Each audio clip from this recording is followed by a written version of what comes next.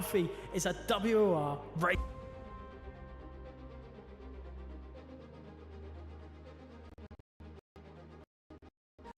Danny Berejnay wins on debut. Shanaka returns to winning ways in WOR.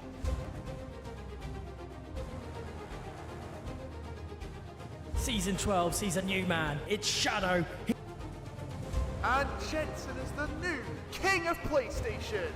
From the back row of the grid, against all odds, Nicholas Longy wins the title.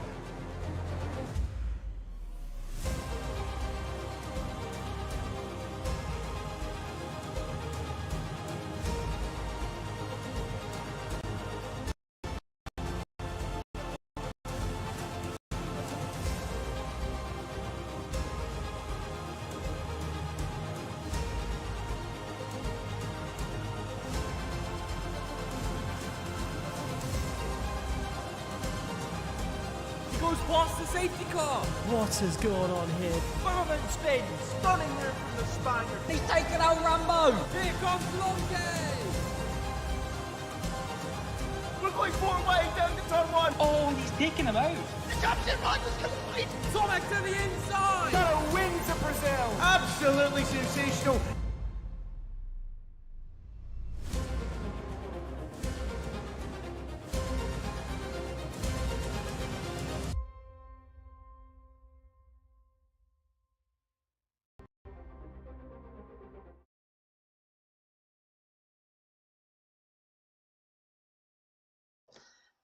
Good evening, everyone, and welcome along to World Online Racing, or WOR. We are here tonight for round number 2 of the championship as we take in, of course, the Bahrain sprint and feature race from the Sakhir International Circuit. My name is James Head. I'm going to be taking you to the stream, as always, on this fine Friday evening. And you can see him to the right-hand side of me, of course. It is Mr. Aidan Carter. Aidan, how you doing? Doing very well, thank you. Yeah, nice to finally be out of this heat wave, and it's nice to cool down a bit. And I'm not sweating.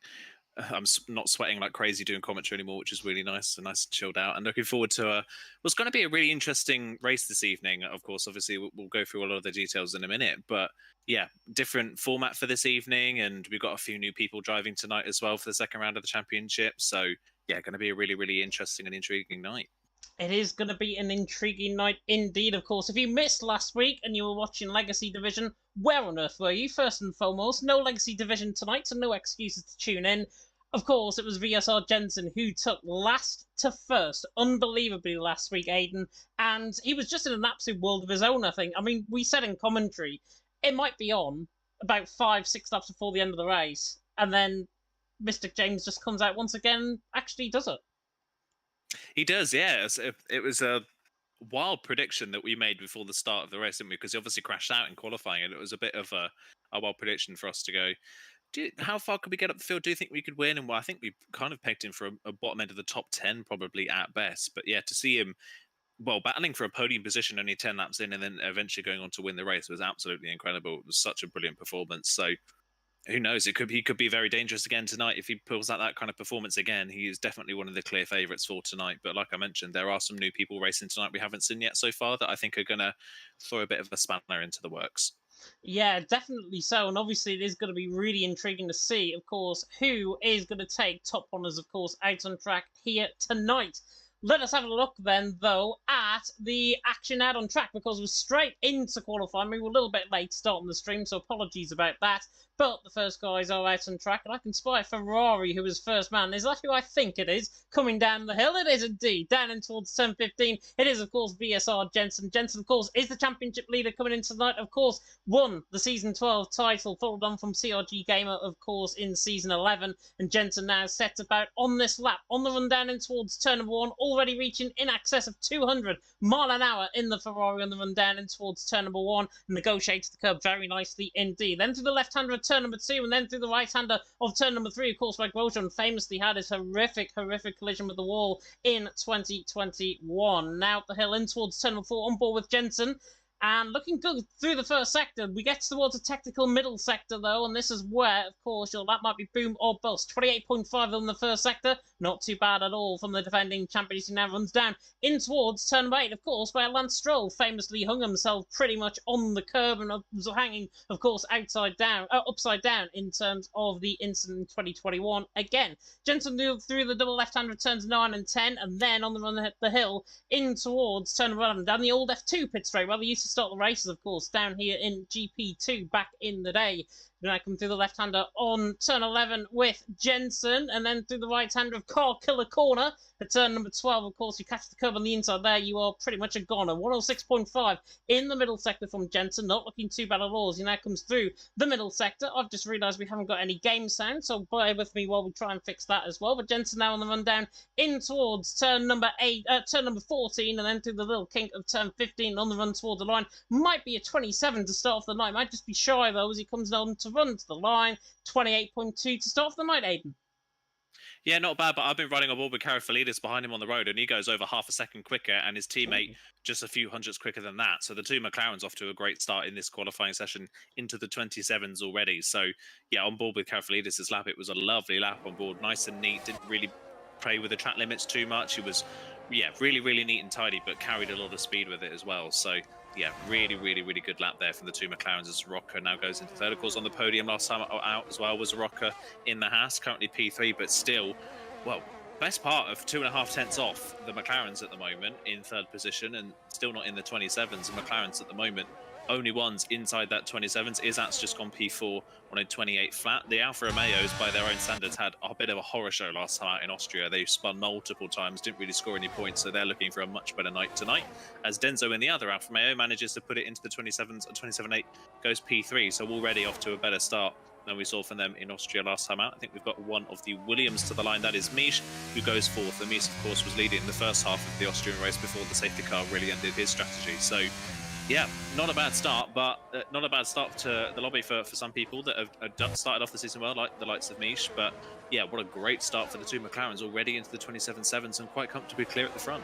Yeah, definitely. So, of course, the two papaya-coloured McLarens out there on top, Harry and Karafalidis, of course, both in the same team, both in FBR, currently 1-2. Denzel there in third, normally quite good in qualifying, not so in the race. Perhaps he can change his look, of course, here tonight. Nam on run on board with coming through the final couple of corners on the run now to the line with the Haas man, and the FBR man goes 14th, 28.3, so not a bad lap time at all. Kazizel as well is on a lap time, famously in the League of Nations votes that Black Box has been doing on Twitter as well, perhaps the best British driver on the PS platform.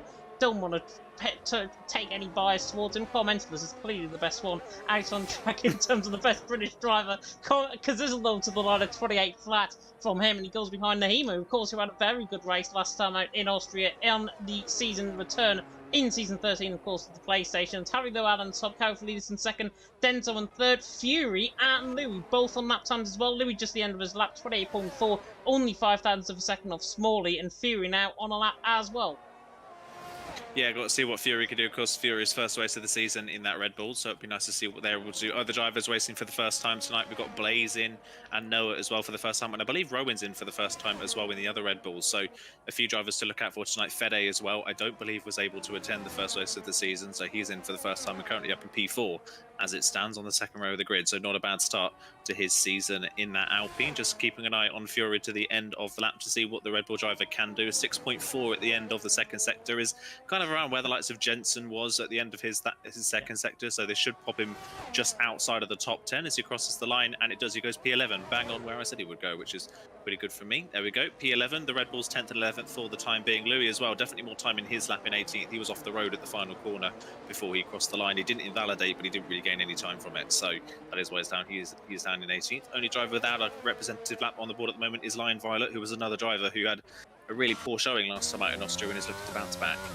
Yeah, he is looking to bounce back indeed, of course, in the Williams tonight. Line Barlett, he's there, down in 19th, currently the only driver not to get a lap time in so far. Harry, though, out on top, Karafalidis in second, Denzel there in third, Fede and Michi, of course, ran off the top 5 at this stage. Only 5 drivers currently within the 27s, but I have a feeling the majority of the field will get there towards the end of the session as well, with still 10 minutes to go in this qualifying session. Harry out on top, Karafalidis second, Denzel in third, not missing much of the action at this moment in time. Benza, by the way, in the chat saying good evening to all and saying come on QRT. And also, if anybody did spy our little technical hitch that we had at the start of the stream, people saw us before they were meant to. So apologies about that. That was just behind-the-scenes content. We'd like to provide for you, of course, on WOR on the PlayStation platform. The line Violet now round the final corner, on the run to the line, and he now better start off his lap.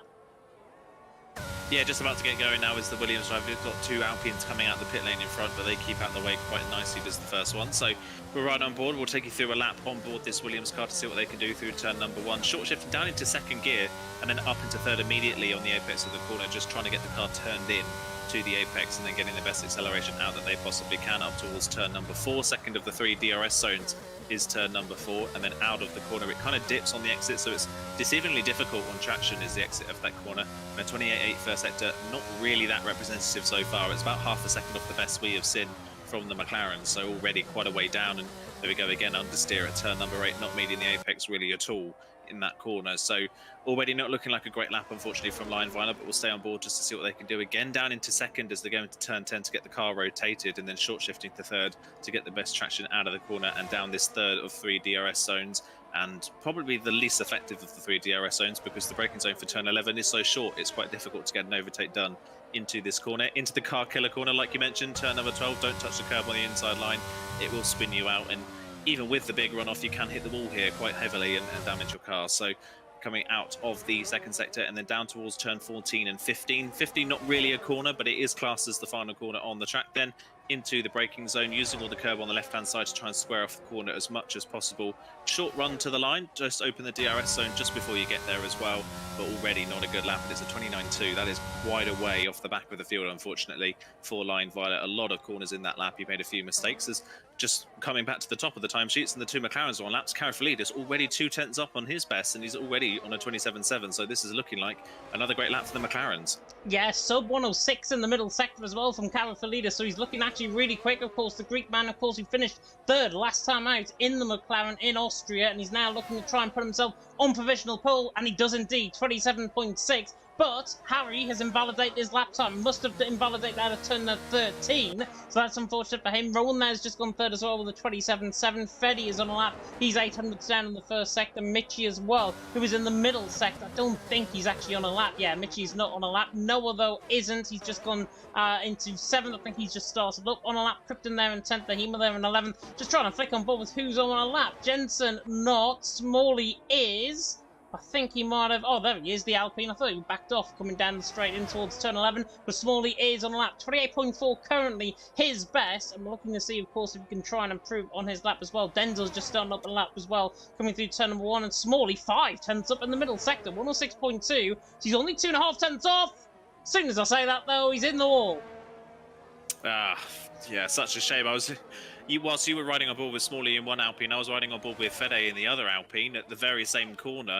He's run wide and invalidated. So turn 13 not being very friendly this tonight, unfortunately, especially to the two Alpines. So yeah, not what they would have wanted. But yeah, that was a good improvement, like you say, from Smalley at that point in the session. That would have put him probably quite comfortably into around the mid-top 10 area. So that would have been a good lap, unfortunately, without that mistake. So that is a real shame to see him. Just seeing who else is on a lap at the moment, if anybody is close to the end. Denzo's backed off of his lap already.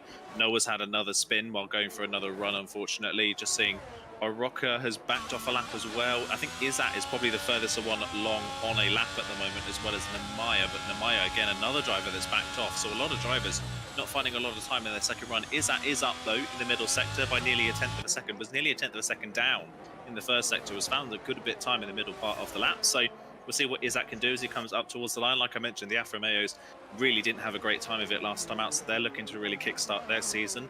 And currently they sit 4th and 9th, but Izzat, I would imagine, is going to go up the timing sheets just a little bit, and he now takes over 4th from his teammate with a really good final sector. And if he'd managed to set his personal best in the first, that could have put him potentially close to the front row. So good lap there from Izzat.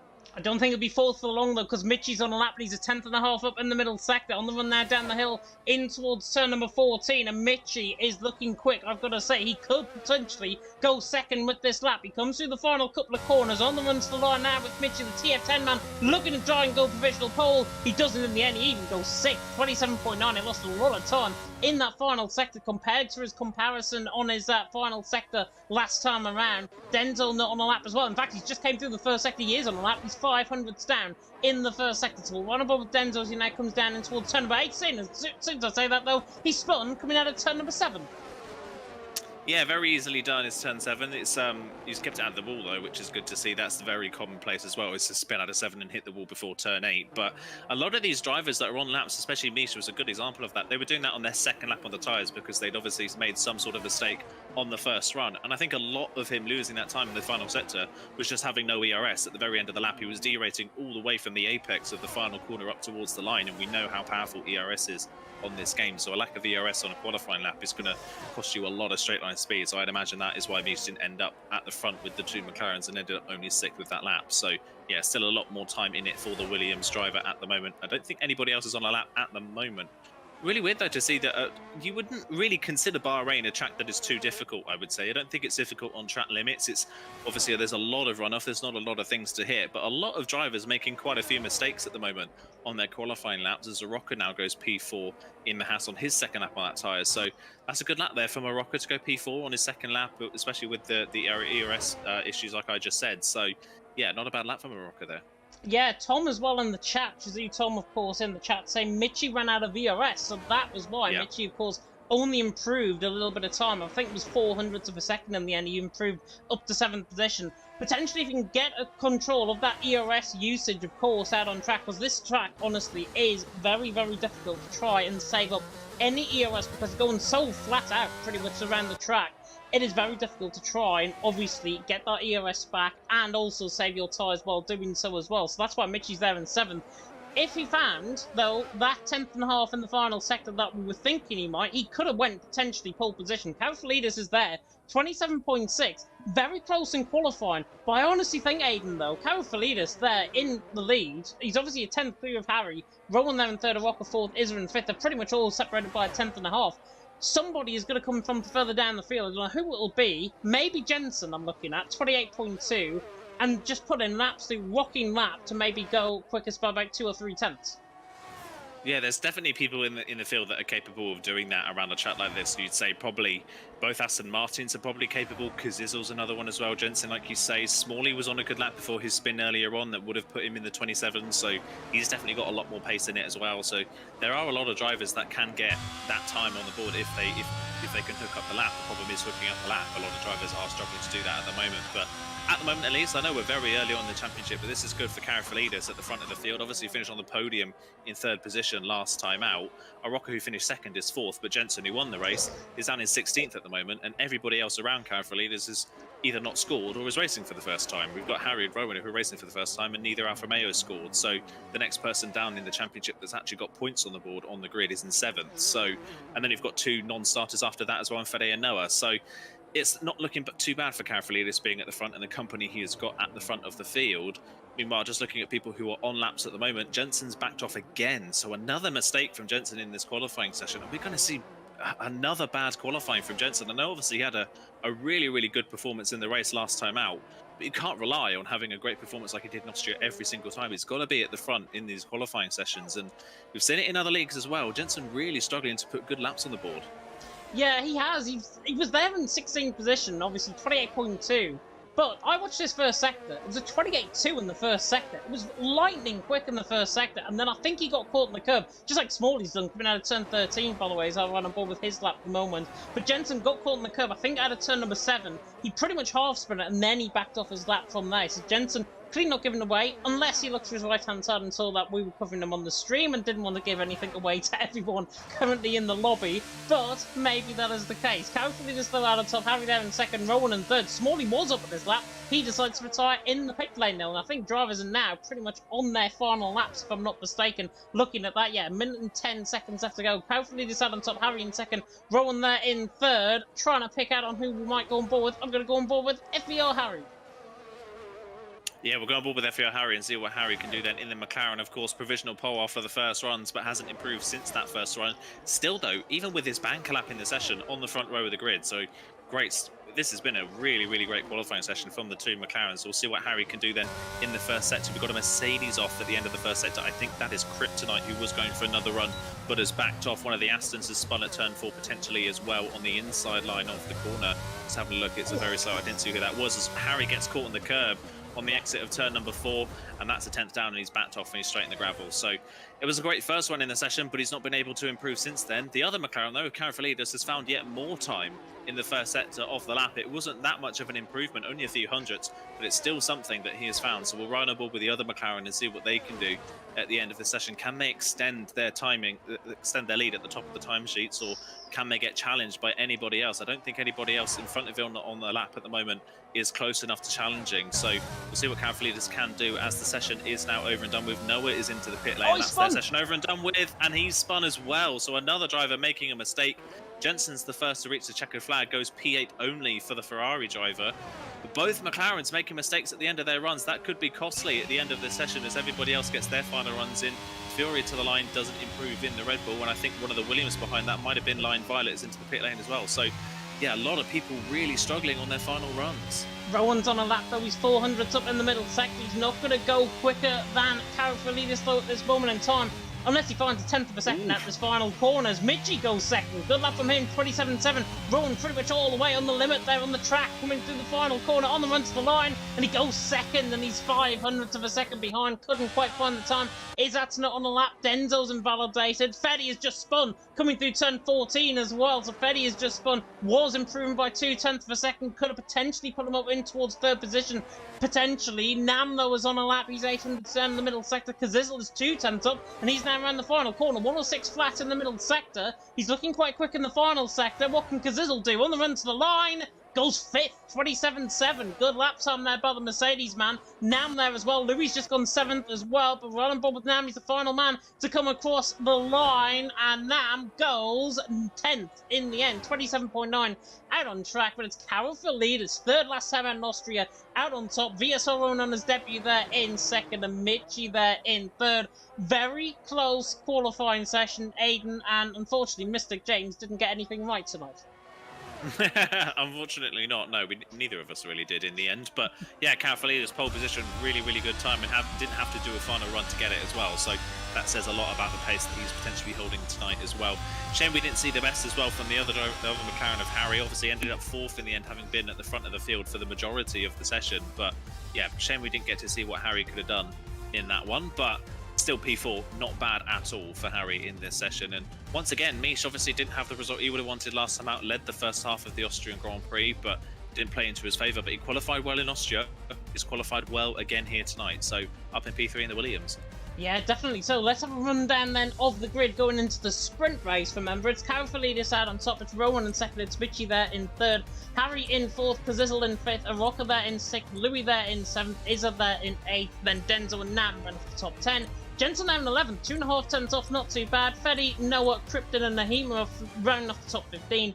Fury, Blaze, Smalley and Line Violet complete the 19 drivers, of course, out on track. And that means, of course, people can now see our wonderful faces once again. Oh, I need to put my camera on. Give me a second. There we go. People can now see our wonderful faces. We are about to get going, I believe, for the sprint race. I'm not sure if we've had a bit of an issue potentially in terms of the lobby.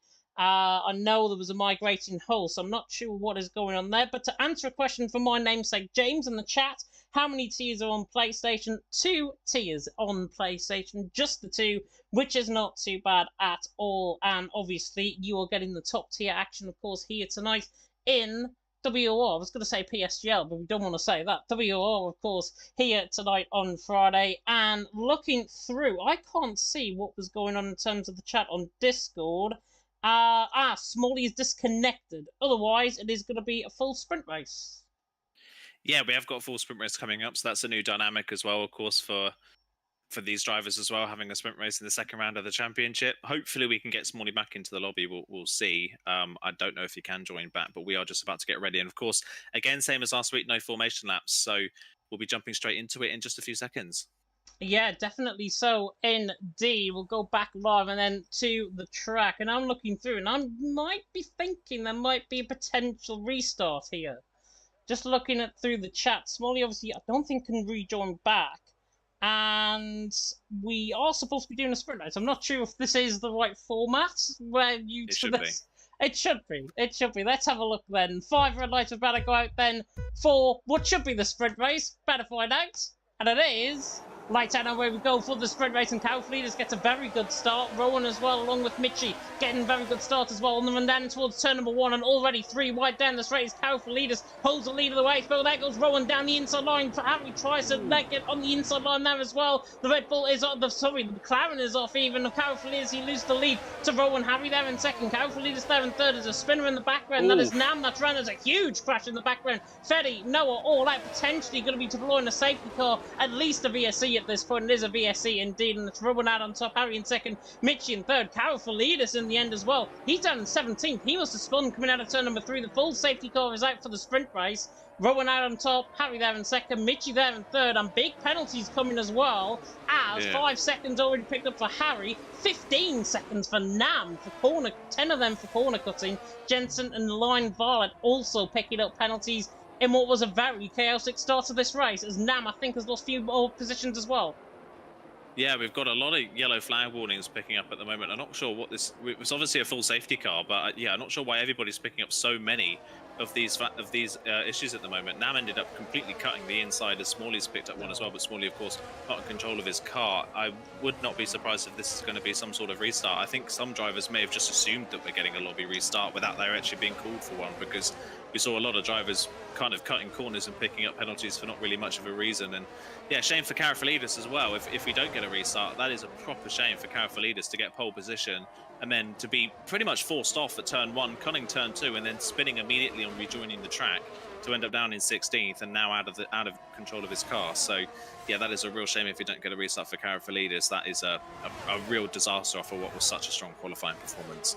Yeah, Jensen also complaining about the lobby as well, and obviously it doesn't really help where the lobby host has actually left the session and can't rejoin, which is really unfortunate. Of course, these are the problems that we obviously face on this game. Everyone now back on the safety car for now, until we obviously get a bit of word. Maybe people have picked up glitched penalties in terms of what we were seeing there on the first lap of the race, which would, I think, assume, obviously drivers had spun, Cowfleeters I know had spun, Nam picked up a 10-second penalty there as well. Theory also saying he wants to call for a restart at this stage. FRA Elite, by the way, saying soft runners are loving this. Remember, it is a sprint race. They can't actually pit if they don't want to. They can't really pit, so I would say, actually, yes, the soft runners might have the advantage so far in this short-term race, but in the long term, Aiden, I think the mediums are going to be probably stronger. I would say in the long term, yes, they would definitely be stronger. I think, by the way, we are getting a lobby restart by the looks of things, which is why we're starting to see people leave the session. So that is just a heads up as to what is going on. But I think, yeah, like you say, I think in the long term, the medium will definitely help. But if you have a situation like this where there's an early safety car in a sprint race, that plays massively into the soft runner's favour. And I don't think the softs are that bad of a tyre around Bahrain, to be honest, because there's not loads of corners in quick succession and not a lot of high-speed corners. This track isn't too hard on tyres in terms of tyre temperature. And that's more of the worry than anything else with the soft compound tyre on this game. It's not really about the percentage wear. It's about how quickly they overheat. And that can be really quick on a lot of tracks. But I don't think Bahrain is one of those. So I think if there's ever a track where you do a sprint race where the soft tyre could be a viable option, I would definitely say Bahrain is one of them. So I'm not surprised to see quite a few drivers go for that, especially drivers that are a bit further down and out of position on the grid. Would not be surprised to see them do that again. I think Harry being at the front of the grid was a bit of a surprise. It's a bit of a risk being so high up on the grid and going for the soft compound tyres. But anybody that's qualified towards the back, I don't think that's a shock at all. Yeah, definitely not. We are getting a lobby restart, by the way. Smalley has just put there in the chat that we are. Cowfleeters is potentially going to be a new lobby host as well. So obviously we'll try and update you as we go. I'm going to quit the menu and then maybe restart my game as well, so my game doesn't glitch as well. Looking through, by the way, the chat that is going on. Plenty of questions being asked, actually. Balpreet there in the chat saying, are you a PC or PS racer? And Elite is an Xbox racer, so welcome along to the dark side, as we like to call it here, on the PlayStation, not on the Xbox, not on the PC. We are just the little old PS platform that is going on at this stage. And Balpreet also saying that he's looking forward to watching them next time. Good luck and have fun tonight watching this. Krypton also saying in the chat there as well, he normally hosts the F2 lobbies, I think, for PSGL, and he's saying take someone with a stable connection at least. Jensen potentially could be a host as well. So while we wait, obviously, what we can do, though, is go to our sponsors, of course. That is Grid Finder, and we are going to take a short intermission break. and we'll let you know of any updates in about 30 seconds.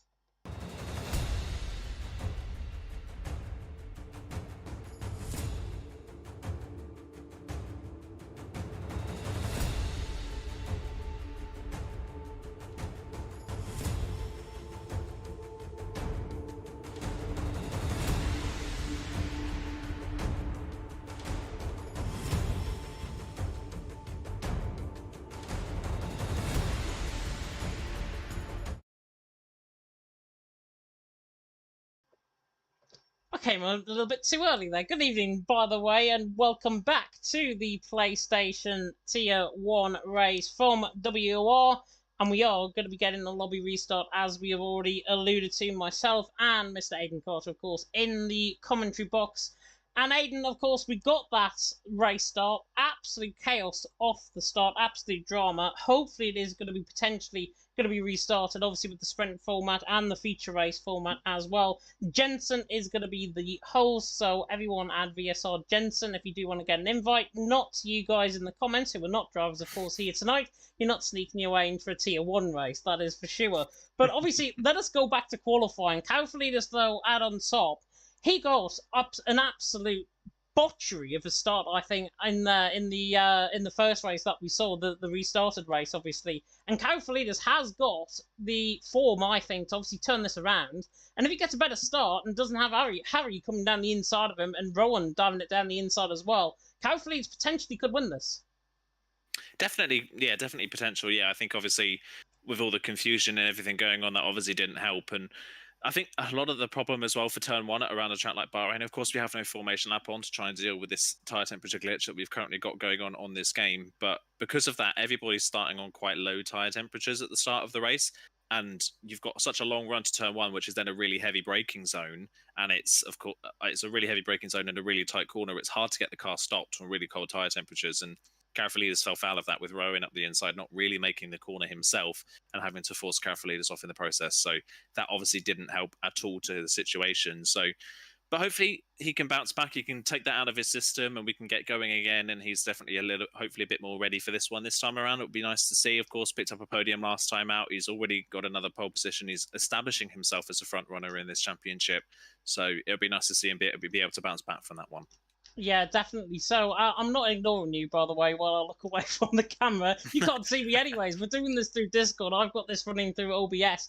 Invites are now out. That's why I'm trying to invite my brilliant co-commentator alongside me here tonight into the lobby, so it saves him obviously getting an invite as well. Oh, you already came in. That's just beat the object there, I think, to be honest. That is terrible. But anyways, we're in the new lobby. The grid is obviously going to be reformed. It is going to be a 10-lap sprint race and 29 laps in terms of the feature race there as well. Beef Gun, by the way, saying in the chat, my friend Harry is going to win. Of course, FER Harry, who I know very well from talking to him from the Shazoo Racing Championship. Don't want to get into what's been going on, of course, the last 2 weeks there. To be honest, this is a SRC-free zone, luckily, in WOR. But Harry, of course, has got potential in terms of pace. He was up there, of course, in terms of qualifying, and the McLaren one too. Denzo also needing an invite at this moment in time as well.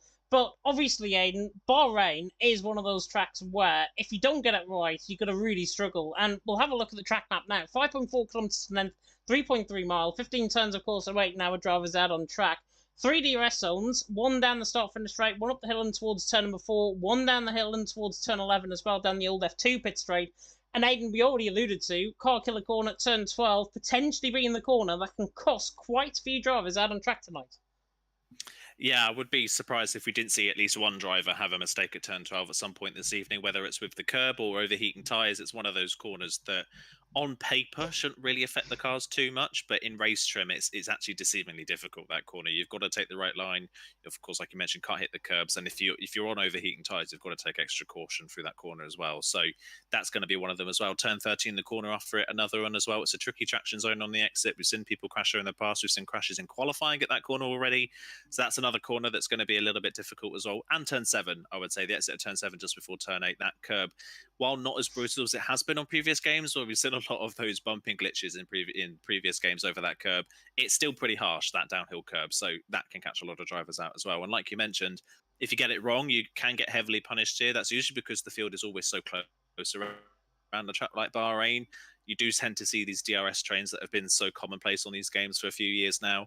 You see them tend to form more often not than at tracks like Bahrain. So if you do make a mistake and you're at the front of the DRS train, there's more than likely 9 or 10 cars within a 3-second radius of you. So you could drop from the front of the field, challenging for the podium, to out of the points in a matter of seconds, just because how close the races are here. Yeah, definitely so, and obviously a lot of overtaking opportunities as well, as we alluded to, down in towards turn 1, turn 4, also turn number 8 potentially in terms of overtaking opportunity, the double left, of course, at turns 9 and 10. Absolutely unbelievable, I think, in terms of what we're going to be seeing, of course, here tonight. Let me know, by the way, in the chat who you're supporting here tonight. And if you are not supporting anyone, it'd be nice to know who you might be supporting in terms of the season going forward in the PlayStation platform, of course. Don't say yourself in terms of any racers, because I'm not probably going to be watching any, and probably I don't care about you, to be honest, as well. That's absolutely terrible, I think, of me to say, but there we go. I think the lobby has just been reset, which means I think the grid order is now in. We're just waiting for the go-ahead to be given. Jensen saying the grid is done, so I think we can get going very soon indeed in terms of the on-track action. But once again, you're going to see them for the second time in about 10 minutes. We're going to have a 30-second intermission while we obviously wait for the drivers to ready up. And that, of course, is from our sponsors, Grid Finder. So we'll be back in about 30 seconds.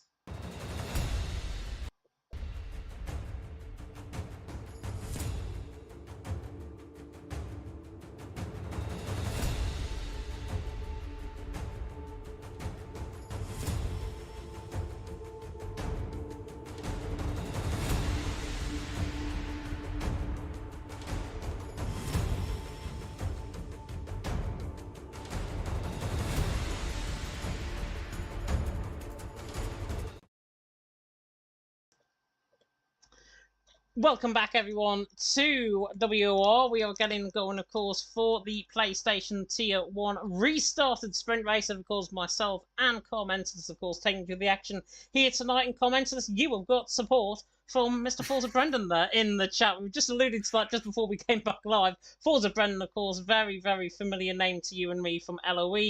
Good to see him here. Callum also saying, but where is Paul Pogba in all this? Juventus, potentially.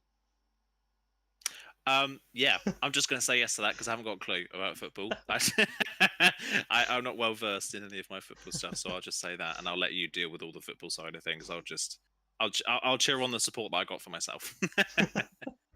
Cheer on indeed, and support my man from Hong Kong.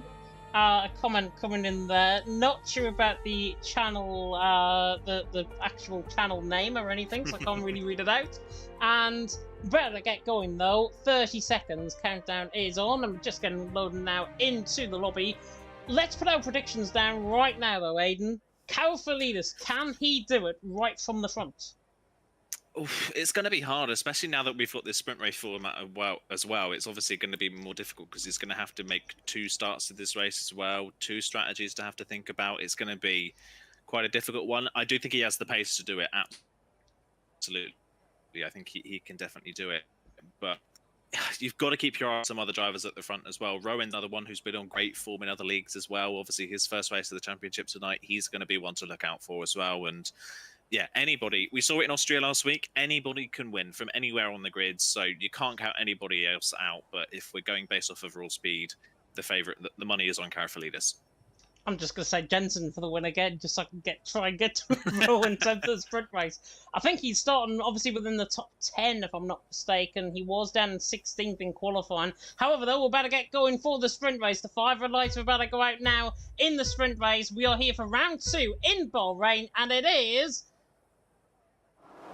Lights out, away we go, and Kaufalidis gets a very good start. Rowan as well, and Mitchie slept off the start, and actually Kaufalidis got a better start than last time. On the run down towards turn number 1. Already wing damage for Blaze, I think, at the back end of the field. There goes Harry, though, 4 wide and towards turn number 1, and absolutely sends it down the inside line. Forward Swan does not go. Aston Martin's been absolutely collected. It's Harry that leads the way. Kazizzle there in second. Kaufalidis and Arocka going side by side as well in third and fourth, and now it's 3 wide with Kaufalidis, Mitchie, and Rowan all the way down in towards turn number 4. Tries to get the move done around the outside, but Kaufalidis has slept off the start in the end. 4 into 1 did not go Aiden, and he's now on the back of Rowan in 6th position as Arocka has got a 5-second penalty already in line. Vada and Blaze have had a collision further down. Yeah, again, just another really messy start, unfortunately, to this sprint race. Rowan, though, for the second race running, brilliant start, great launch off the line, and has disappeared at the front of the field at the very start of this race. So Rowan has absolutely nailed it yet again at the start of this sprint race. As there's more contact further down, I think, potentially. Oh, there's contact out of turn 10 now between Izzat, and I don't know who that was that spun around. That was Nam, I think, in the Haas that's gone around. It is crazy in the midfield at the moment, but yeah, a lot of really audacious moves going on. And for the second start in a row as well, Harry going for an audacious move has ended up costing his teammate massively. It has indeed. Yeah, Fetty and Noah, I think it was, 3 wide in towards turn number 10, didn't go, and that is why, of course, you saw the car further down the field. I think it was Nam that spun. Of course, the Haas there down in 16th position. Jensen's already into 9th position. He's lost position at the start, but Harry absolutely sailed away. 1.8 seconds out in front from Kazizel there in second. A rocker there in third with a 5-place penalty onto him. There's a car coming in the pit lane. It's Carol Felides, who I think has got damage. Rowan, though, is going to attack Mitchie down in towards turn number 1. Nearly in toward the pit wall there on the right-hand side, but he gets the job done, surely in towards turn number 1. The VSR man against the TF10 man. Oh, how would like to see this in SRC between these two, and Rowan and Mitchie now side by side once again. But Mitchie, I think, had a slight snap of oversteer, and that is why Rowan is doing he's into 4th. Nice battle that out on track. Izzer on the back of Jensen as well. Nearly side by side between Smalley and Nahimo. Now everyone is beginning to settle down and get into actual racing rather than bumper cars out on track. And it's Harry that leads the way. Kazizel there in second. A rocker there in third. Further down the field though, Smalley's going to attack in towards turn number 8 on the back of Nahima. Nahima, of course, was up there in terms of the results last week in Austria, and he stays 11th for now, but Smalley's trying to make hay of these soft compound tyres. Louis in behind as well. Got to be careful, just taps the rear end of the Alpine. He's there in 12th, and Louis there in 13th. There's now a rocker is suddenly gaining speed, and he's about to attack Kazizel, I think, maybe down in towards turn number 1. Yeah, he's going to have a look, I think, but I don't know if he's going to be quite close enough potentially this time around. Of course, that penalty is not sitting well as well for a rocker. I think on my end, by the way, just unfortunately, Rowan is a bit desynced on my end of things, so I can't quite see where Rowan is. He's currently second position for me at the moment, so that's just one thing to note. I can't quite see where Rowan is, but yeah, Harry leading the way in the McLaren, doing very, very well indeed at the very front of the field. It's had a really, really good start to this race, and those soft tyres have played beautifully for Harry at the start of this race. Carafalidis, though, now down at the back, having started on pole position, now down in 17th, having to change his front wing. And of course, he doesn't want to run the medium compound tyres again after the pit stop, because if you do, that just ends up meaning that you used up your medium tyres for the main feature race as well. So soft tyres to the end of this one for Carafalidis. I think the rest of this sprint race is now about, can Kazizel catch Harry for the lead of this race? Will those soft tyres die off, or will he be able to maintain the lead that he has got in this race? I'm just looking a bit further down to see if anybody else is going for a move. Nobody at the moment. I think Smalley is the closest to the back of Nemaya, but we've now started to form a DRS train in this mid-pack, so it's going to be a pretty difficult move for Smalley to make. Yeah, Rocket trying to attack Kazizel, but in the end, Rowan there in 4th position at this stage in terms of the desync on Aiden's, and he's currently in 4th, 6/10 of a second behind on Rocket at this stage. Mitch is just dropping off as well in 5th position, has lost the DRS train and lost also the slipstream to Rowan ahead, and Mitchie's going to have to try and obviously gain there in 5th position. Noah in 6th, Fetty in 7th, Jensen is Denzo, currently your top 10. Harry, though, leading the way, 2.3 seconds. Kazizel, though, staying within touch, I think, to be honest. It's a bit like the 5,000 metres we saw in terms of Elish McColgan a little bit earlier on in the week. Not that anybody cares about what I'm going to go on about now, but Kazizel there in 2nd, 2.3 seconds. As long as he is pretty much in touching distance, 2.3 seconds, I think, is absolutely adequate. He can start to gain, and that will be because of the medium compound tyres come the end of the race. And I think, honestly, he might be on the potential fastest lap of the race here as he comes toward the line. Just shy, but he did improve 0.2 per second on that lap, so he's looking quite good, trying to gain down the straight as well. Nobody, I don't think, going to be close enough. However, Louis on the back of Smalley potentially is. Aston Martin against Alpine against Aston Martin on the run down into turn number 1. And Smalley nearly thought about attacking Nahima there in towards turn number 1. Doesn't quite get the move done. Louis there in 13th. Smalley there in 12th. Krypton as well has just had a bit of a moment coming out of turn number 1. But here comes Smalley on the back of Nahima, trying to attack him in towards turn number 4. The inside line is there if he wants it. Down the inside he goes in the Alpine. Should get the job done. Waltz has passed him. Smalley through and he's into 11th. Yeah, into 11th positions, like you say, but again, it's I don't know if it's enough for the soft compound tyres, so only be 11th at this point in the race. I don't know if he's gained enough. Of course, he started at the back, but a lot of people have had mistakes at the start of this race as well, which is why he's up into 11th, so I don't know if he's made enough progress for those soft tyres to be worth it at this point in the race. Fede on the back of Noah as well now for a potential move here for, I think, 6th position on the road. So we'll see what Fede can do on the back of the Ferrari. Was very close on the run in towards turn number 10, but didn't get the best run out of the corner, unfortunately, so stays in position for the time being. Yeah, Harry about 2 or 3 tenths a lap faster at the moment than Kazizel behind, but that's not that big of a margin. I think if it starts to level out from about now onwards, then it's going to be advantage Kazizel at the latter stages of this race. But as of right now, Harry is still sitting pretty comfortable in the lead of this race. Of course, with it only being the sprint, this isn't the be-all and end-all. This just means Kazizel will start on the front row of the grid for the very first, for the actual feature race. So that would be a much better improvement from where he started to this one. There's a rocker actually is going to go for the move, I think, on Kazizel down the inside, and is going to get the move done. Now has a rocker got the pace maybe to catch Harry, and if not, doesn't really matter for Kazizel's race because the 5-second penalty for rocker is going to drop him out of position anyway. Yeah, it will. Smalley as well, sorry, Nahima and Louis going side by side. The 2 Aston Martins further down the field as well. Nahima, I think, potentially on this set of medium compound tires, is going to try and drag alongside, using that side draft to good effect in the Aston Martin on the run down in towards turn number 4, but he doesn't get the move done on Louis through, and he's into P12. Yeah, I've got to agree with you, to be honest. Rocker, it does look like he's got the pace. That 5-second penalty obviously is going to be sending him back, potentially in towards Noah, Fede, Jensen, Izza. That sort of area, potentially, in terms of theory, at this stage. But one lap 5 out of 10, Harry leads the way, Rocker in second, Kazizel in third. Kazizel, honestly, I think he should have just tried to defend that move, potentially, because they've lost half a second in this first sector alone. Now coming through the middle sector, obviously, Kazizel now, he's just sitting back, waiting potentially for a P2 out on track. If I was Kazizel, I know I have those tyres towards the end of the race. I'd be trying to up my pace, up my game, and obviously try and get the move done. And speaking of upping his game, Smalley, unfortunately, he's spun coming out of turn number 11, and that is why he is round. He's down in 15th position for now. But Kazizel, if I was him, I'd be probably thinking about trying to go for the race win, rather than trying to rest on my laurels for second. Yeah, I can understand why Kazizel maybe let a rocker through. I think he maybe thought that a rocker was faster, but I think this lap has just proved that is not the case, and Kazizel is going to immediately retake that position back on the run down towards turn number 1. And yeah, even Kazizel doesn't need to be wasting his time trying to work with somebody who's got a penalty, because it's just a detriment to his race. He's got to just try and use his pure speed to catch up to the back of Harry at this point in the race. He can't rely on another driver to do it for him. He's got to use his own pace if that is the case. So he is now back ahead, and the gap is now increased by around a second, just in about a lap and a half because of all of that shenanigans. So Kazizel, I think, has maybe put himself on the back foot there by giving up the position to a rocker and wasting a little bit of time, unfortunately. Just looking a bit further down the field as well, just trying to see if anybody else is close enough to a move, but we have just got a big old DRS train from 4th all the way down to 11th at the moment. Everybody's kind of within half a second, apart from Denzo, who's just struggling a little bit to keep up with his teammate Izzat in front, but hasn't dropped out of DRS range just yet. I think the second he does, though, the 2 Aston Martins will be right on the back of it, because they are pretty close to the back of the Alfa Romeo at the moment. Yeah, the real cork in the bottle, as you say, is Denzel there down in 10th position. I think maybe even bigger cork in the bottle coming through is Fede, 7th position. He's on the back of Noah. He's only 4.5 tenths off. That 4.5 tenths, though, is just going to evolve and evolve and evolve as we race, obviously, in the sprint race.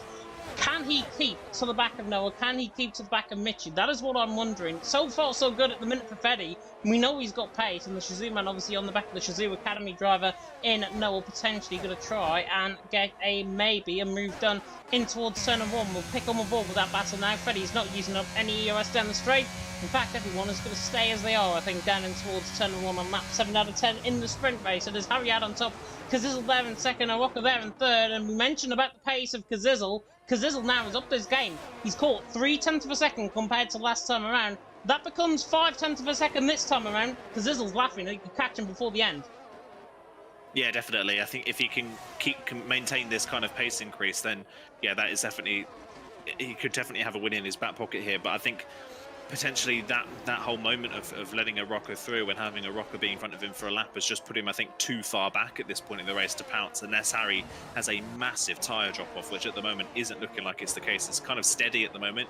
The soft tyres definitely are starting to drop off a little bit, but they haven't hit this major cliff edge that you often see. They're just kind of losing a few tenths a lap here and there. So I think at the moment Harry is pretty safe, especially with that battle that Kazizel had with the rocker a few laps ago. One person that isn't that safe though at the moment though is Mish in P5. He has got Noah right up behind, and I think Noah, with that whole train behind, is starting to get egged on a little bit to go for the move for this top 5 position. So we'll see what the Ferrari driver can do. I think Mish is, really struggling to keep up the drivers in front. He is quite a way off the back of Roman in front at the moment, and is just continuing to fall away. So the top 4 at the moment are driving away from the rest of the field, and Mish is kind of holding the rest of the pack up.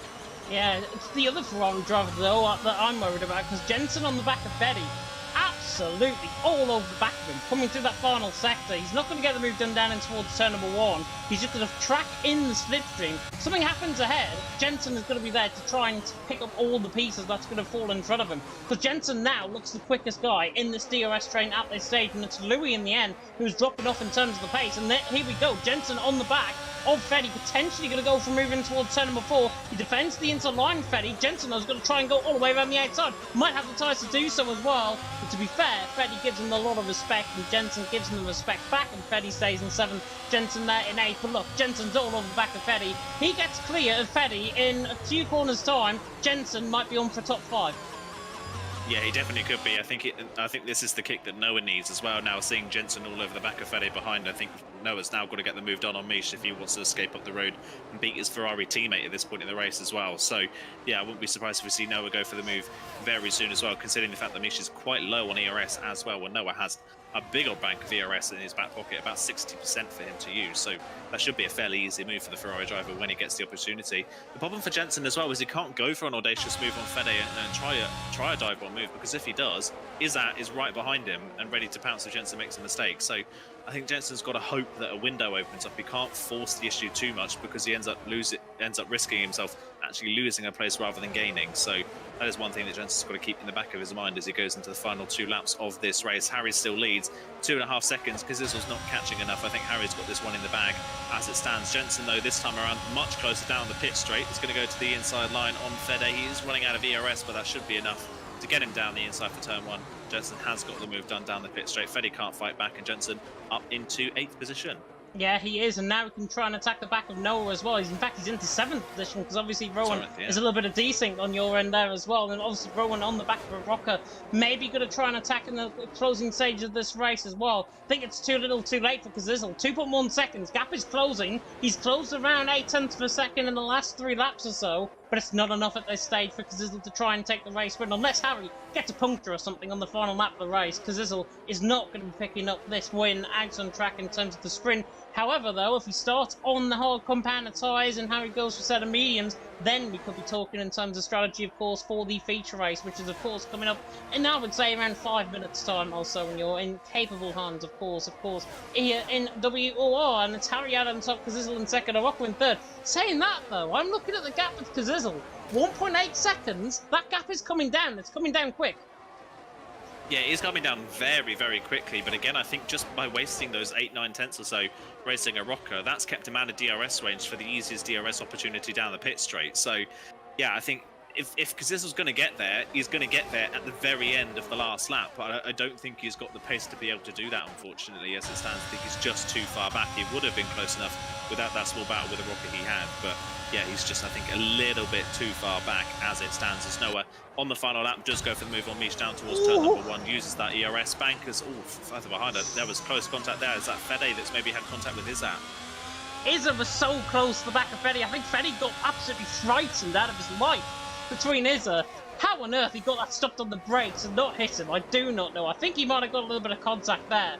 But Izzat there in 8th position. How on earth he got that car stopped, I do not know. I was sitting here, honestly. I thought I was going to fall through my laptop screen in terms of how close he was coming through on Fede. Fede's lost obviously 3 positions as a result. Izzat there through and he's into 8th position. Look at the gap still for the lead of the race, because Izzat, I think, needs another lap to try and catch Harry. He's not going to get that other lap, though, because it's 1.1 seconds. Gap consistently coming down. Kazizel, though, is struggling to try and close with the ERS and with that low fuel as well that he is running. But he's now pretty much within a second. It's not over until the fat lady sings at this stage. And Harry there, in 0.9 of a second gap, is looking behind him and thinking, my God, I don't run out of fuel now, because it looks like he is fuel saving. Kazizel on the back, running down the hill. in towards turn number 14 for the final time here in Bahrain for the sprint race at least. The feature race, of course, still to come in just a few moments' time. Harry, though, around the final corner, took her from lap 1, took her from the scruff of the neck, and wins the sprint race. Kazizel there in second, Arocca there in third. Jensen, though, was right on the back of Mitchie towards the line. The Ferrari is getting on the line, but he's not close enough, and Mitchie stays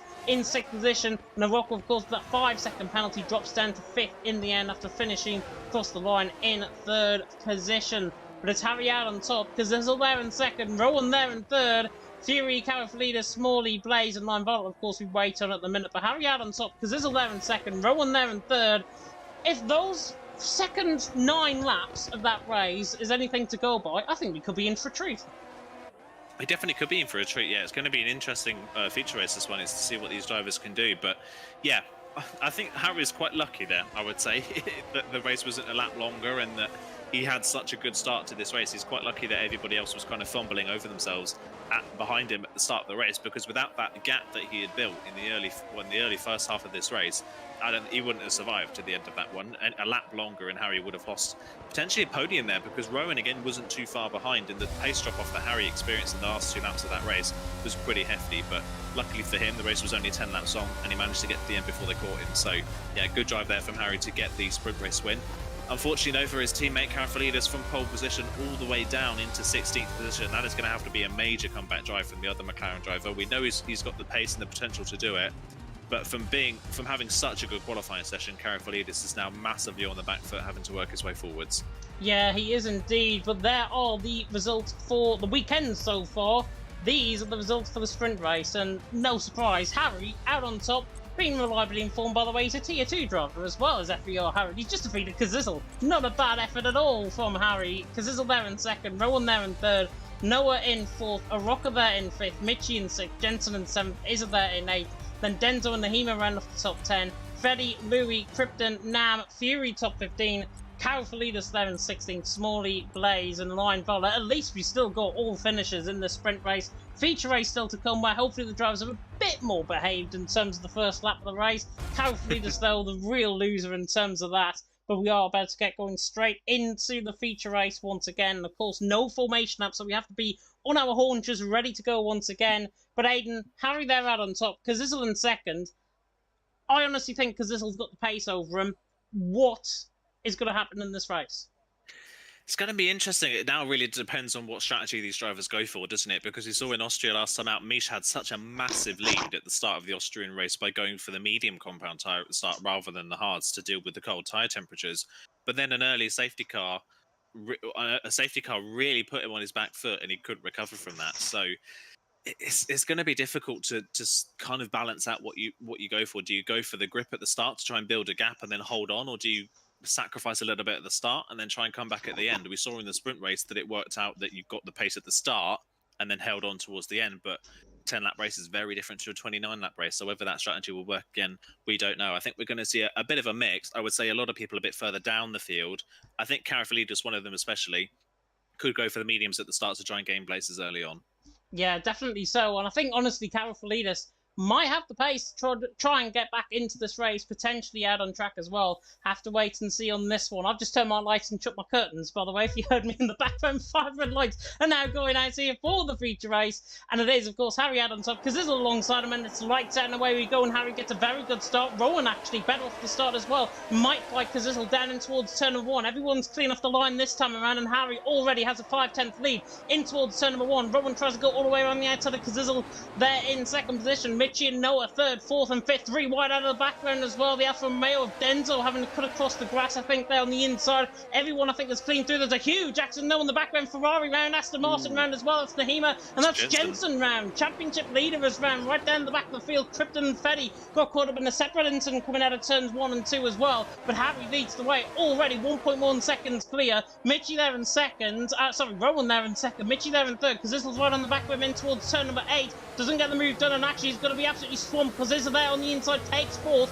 Kazizel down in fifth, and Louis on a set of softs already at multiple positions. He's there in sixth position, Noah there in seventh. Carofalidis, by the way, down the inside, absolutely forces the move on Noah, trying to go for the move as well. 2-1, really doesn't go coming through turn number 10. Nearly made it work, and now Louis on the back of Kazizel once again. Mitchie overtaking Rowan. Absolutely carnage on this first lap of the race. Welcome to the Wacky Races, everyone. Carofalidis on the back of a rocker, trying to go all the way around the outside of the other house of Nam. This would be potentially a good move from Carofalidis. He's not on the back for him to try and get the move done. Azizel gets through and he's into third as well. I think that was down the inside of turn 13. But Harry leads the way. Mitchie in second. Izza in third. Absolute chaos in terms of the strategies. And now Louis going for the move on Rowan.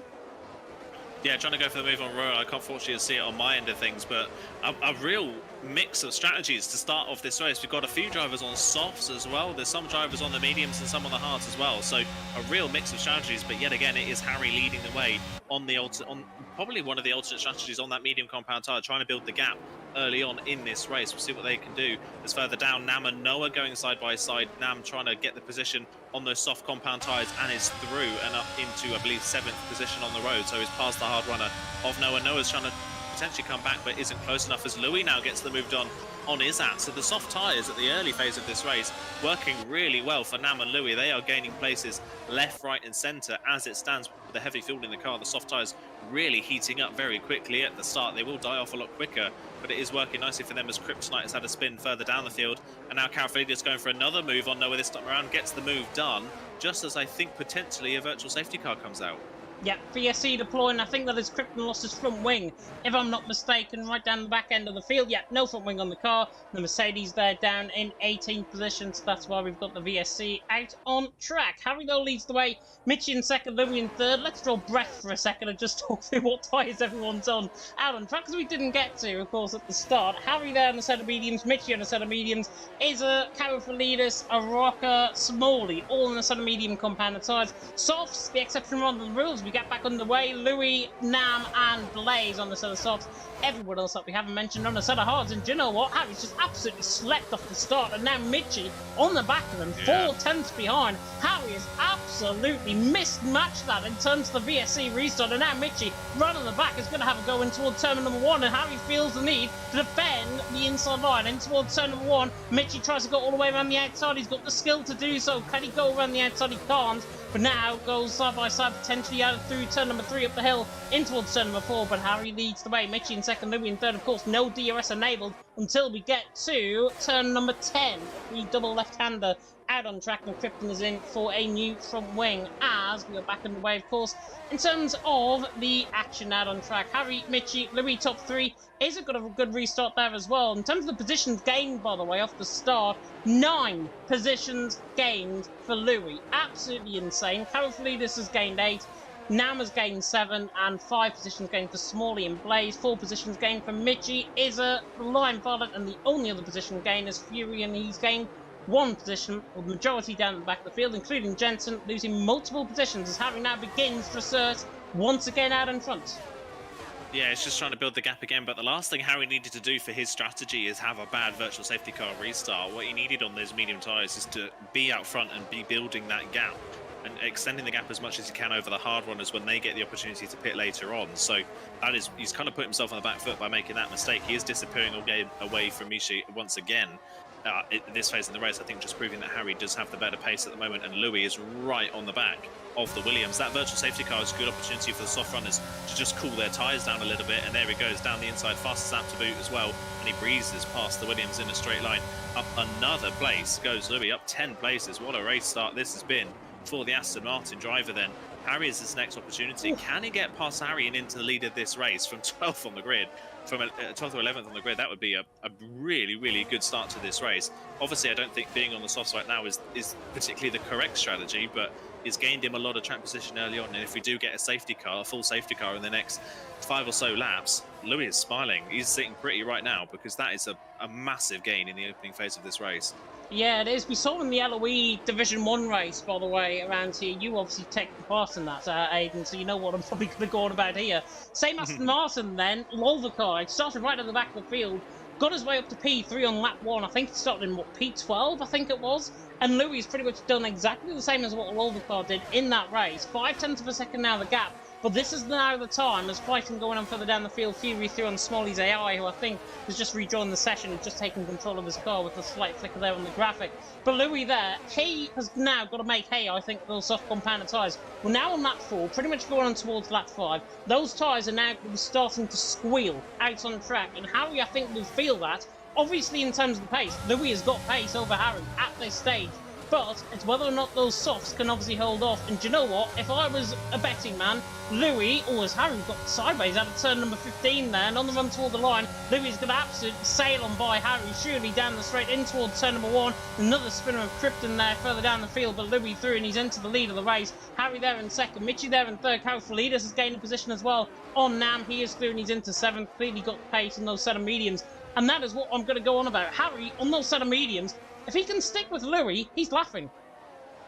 Yeah, definitely if he can sit with Louis, it's laughing. But the problem now is that Louis not got a lot of ERS. And is Louis going to hold these drivers up? That is the worry now, because Nam already on this soft compound tyres, only 5 laps in, even with a virtual safety car, is dropping off the cars in front. Just been overtaken by Carofalidis, is being dropped by Kazizel and Rowan, and has now got his teammate right behind him as well. So Nam is already starting to feel the wear of these soft compound tyres, only 5 laps in. So I'm kind of shocked that Louis is not at least stagnant. The fact that he's still going forwards on those soft compound tyres is quite surprising. I would have expected him to just remain stagnant at best, or maybe go backwards, but he is marching on forwards on those tyres, which is good to see. He's still got good pace in them. But yeah, Harry, he's just got to try and latch onto the back and pull himself along. But the problem now is that he now can't extend at the front of the field and lead this way through this race, and that is just bringing the likes of Rowan and Kazizel back into play in this race on the hard compound tyres, because they can now sit on the back of the medium runners and just follow them, and then when they pit later, they'll be on much fresher, much faster tyres. Yeah, I think honestly Nam has got some sort of underlying damage potentially from lap 1, because he's not losing.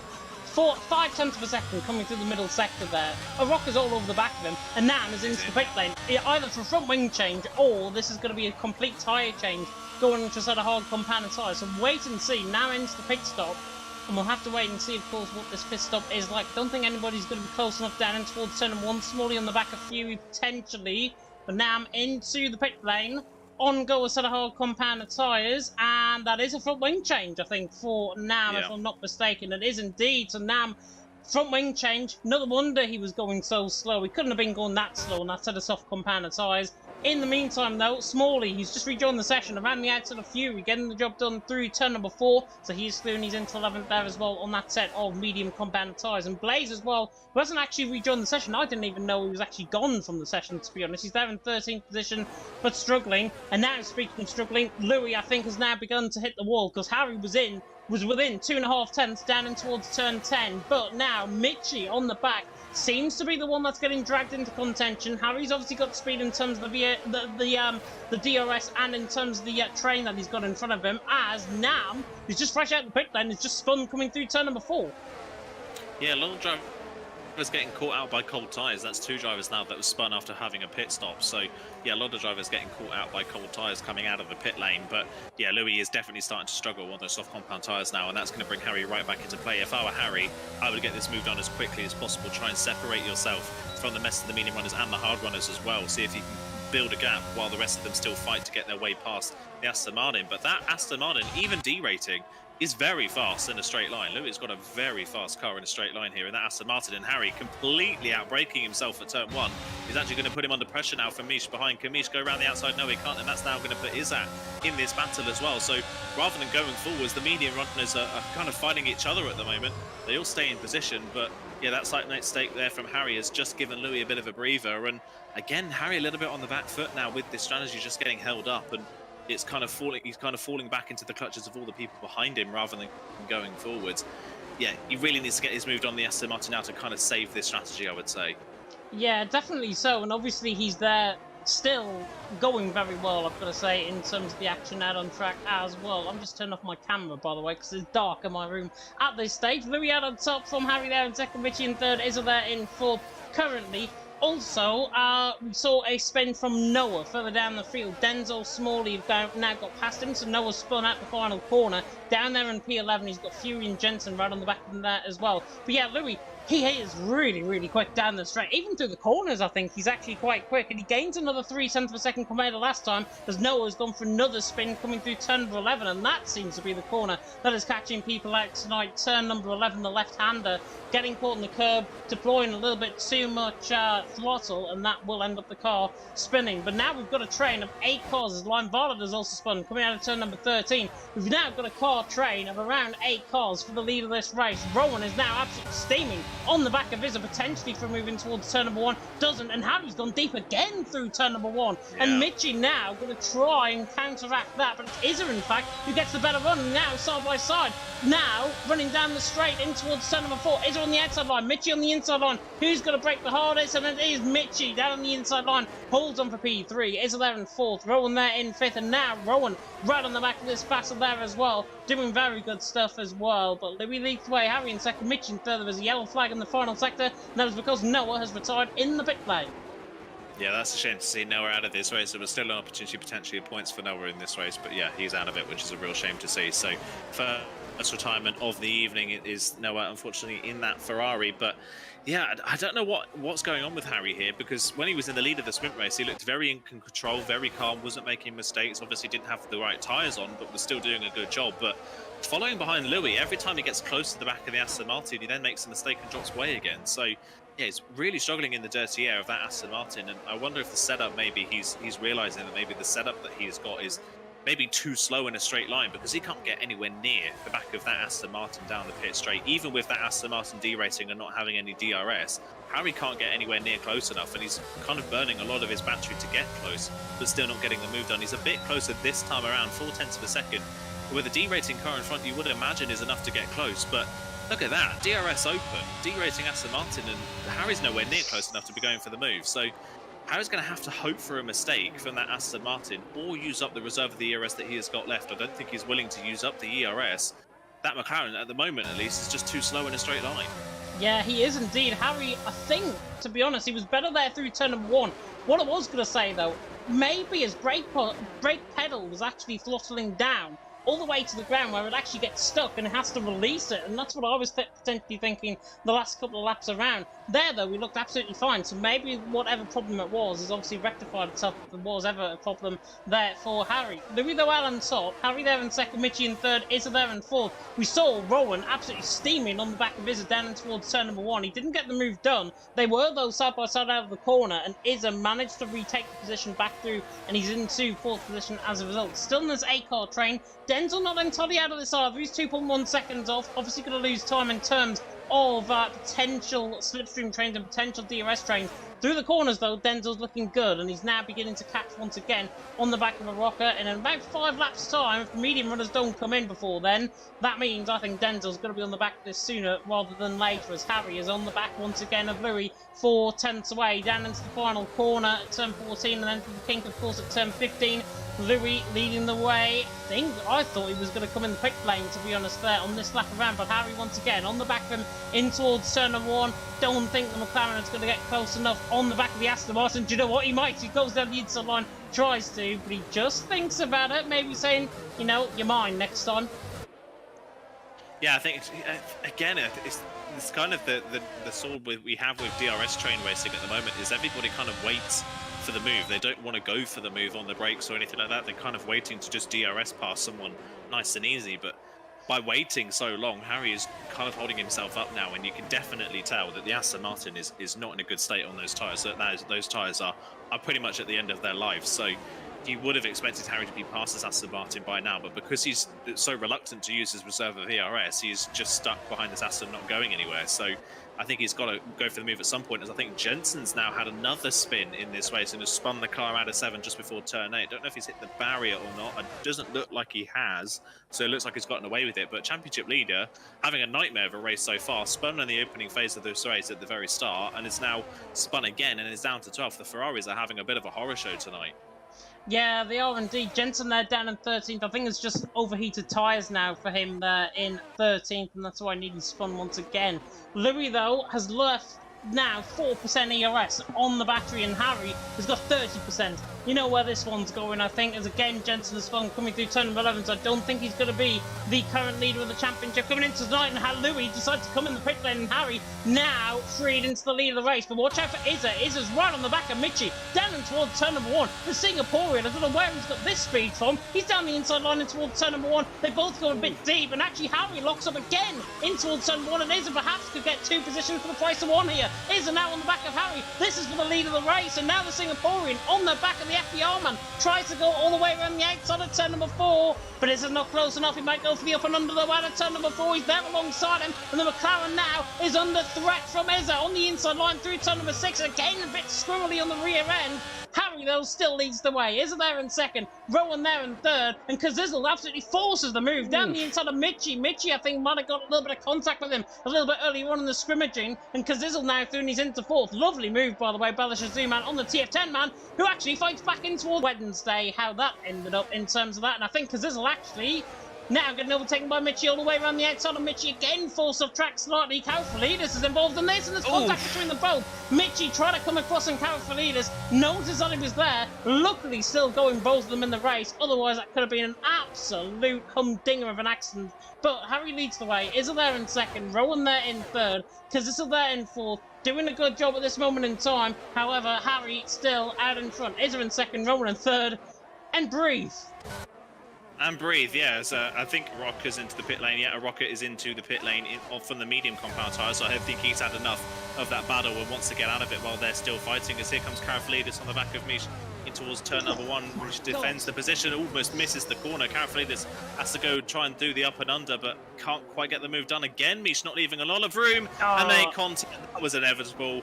They're still going, they're still facing the right way, not too much loss, but I don't know if there is damage, as there's now a fight for the lead between Harry and Izzat once again. Izzat's got the up and under at turn number 4. Has he got the straight line speed though down towards turn number 6? No, he's not. Misha's decided to retire just flat out on the racetrack. That might bring out some sort of safety car, unfortunately, but Harry holds on to the lead for the time being. But Izzat, at this point of the race, just seems so much faster as it stands. And yeah, for Mish there, he was so hell-bent, I think, on returning the favour to Kazizzle at turn 10 that he forgot there were other people on the track and ended up nearly crashing once with Karafalidis and then crashing with him and then eventually crashing with him about 5 corners later. So I don't think Mish has really much anybody else to blame but himself for that. Yeah, unfortunate. I think I can understand the frustration, obviously, because Kazizzle must have been quite forceful with them in that battle. But there's no way to take it out on track. You've just got to settle down, get on with your own race, and think about getting the points. Simple as that. And I'm sure Mitchell realised that. He's retired on track as well. Might be getting a slap on the wrist by the steward, potentially, in terms of that. But obviously, we'll have to wait and see for the outcome of that. There's Izza right on the back of Harry. These medium compound tyres are not going to go for too much longer, I don't think, in terms of the compound. They're only going to go, I think, 2 or 3 laps. But look at Rowan down the straight. Look at the speed of the Red Bull. It's going to be 3 wide and towards turn number 1. And Rowan takes candy from a baby down and towards turn number 1. Surely 2 moves for the price of 1, and he does. Rowan through and he's into the lead of the race. Izza there in second. Karafalidis is back on the inside line. They get caught on each other. They both spun each other. And that works out in Rowan's favour completely. Rowan leads the way. Kazizzle there in second. Izza there in third. And it's actually, Harry, I should say, that got caught up in that instant with Izza, not Karafalidis, the other McLaren there into the pit lane. Izza there in third. Harry there in fifth. Potentially that could have been a lot worse. It isn't, luckily, and they're still in this race. They're still in third and fifth, luckily. But now Rowan and Kazizzle handed a free pass. Yeah, massive free pass there for the 2 hard runners.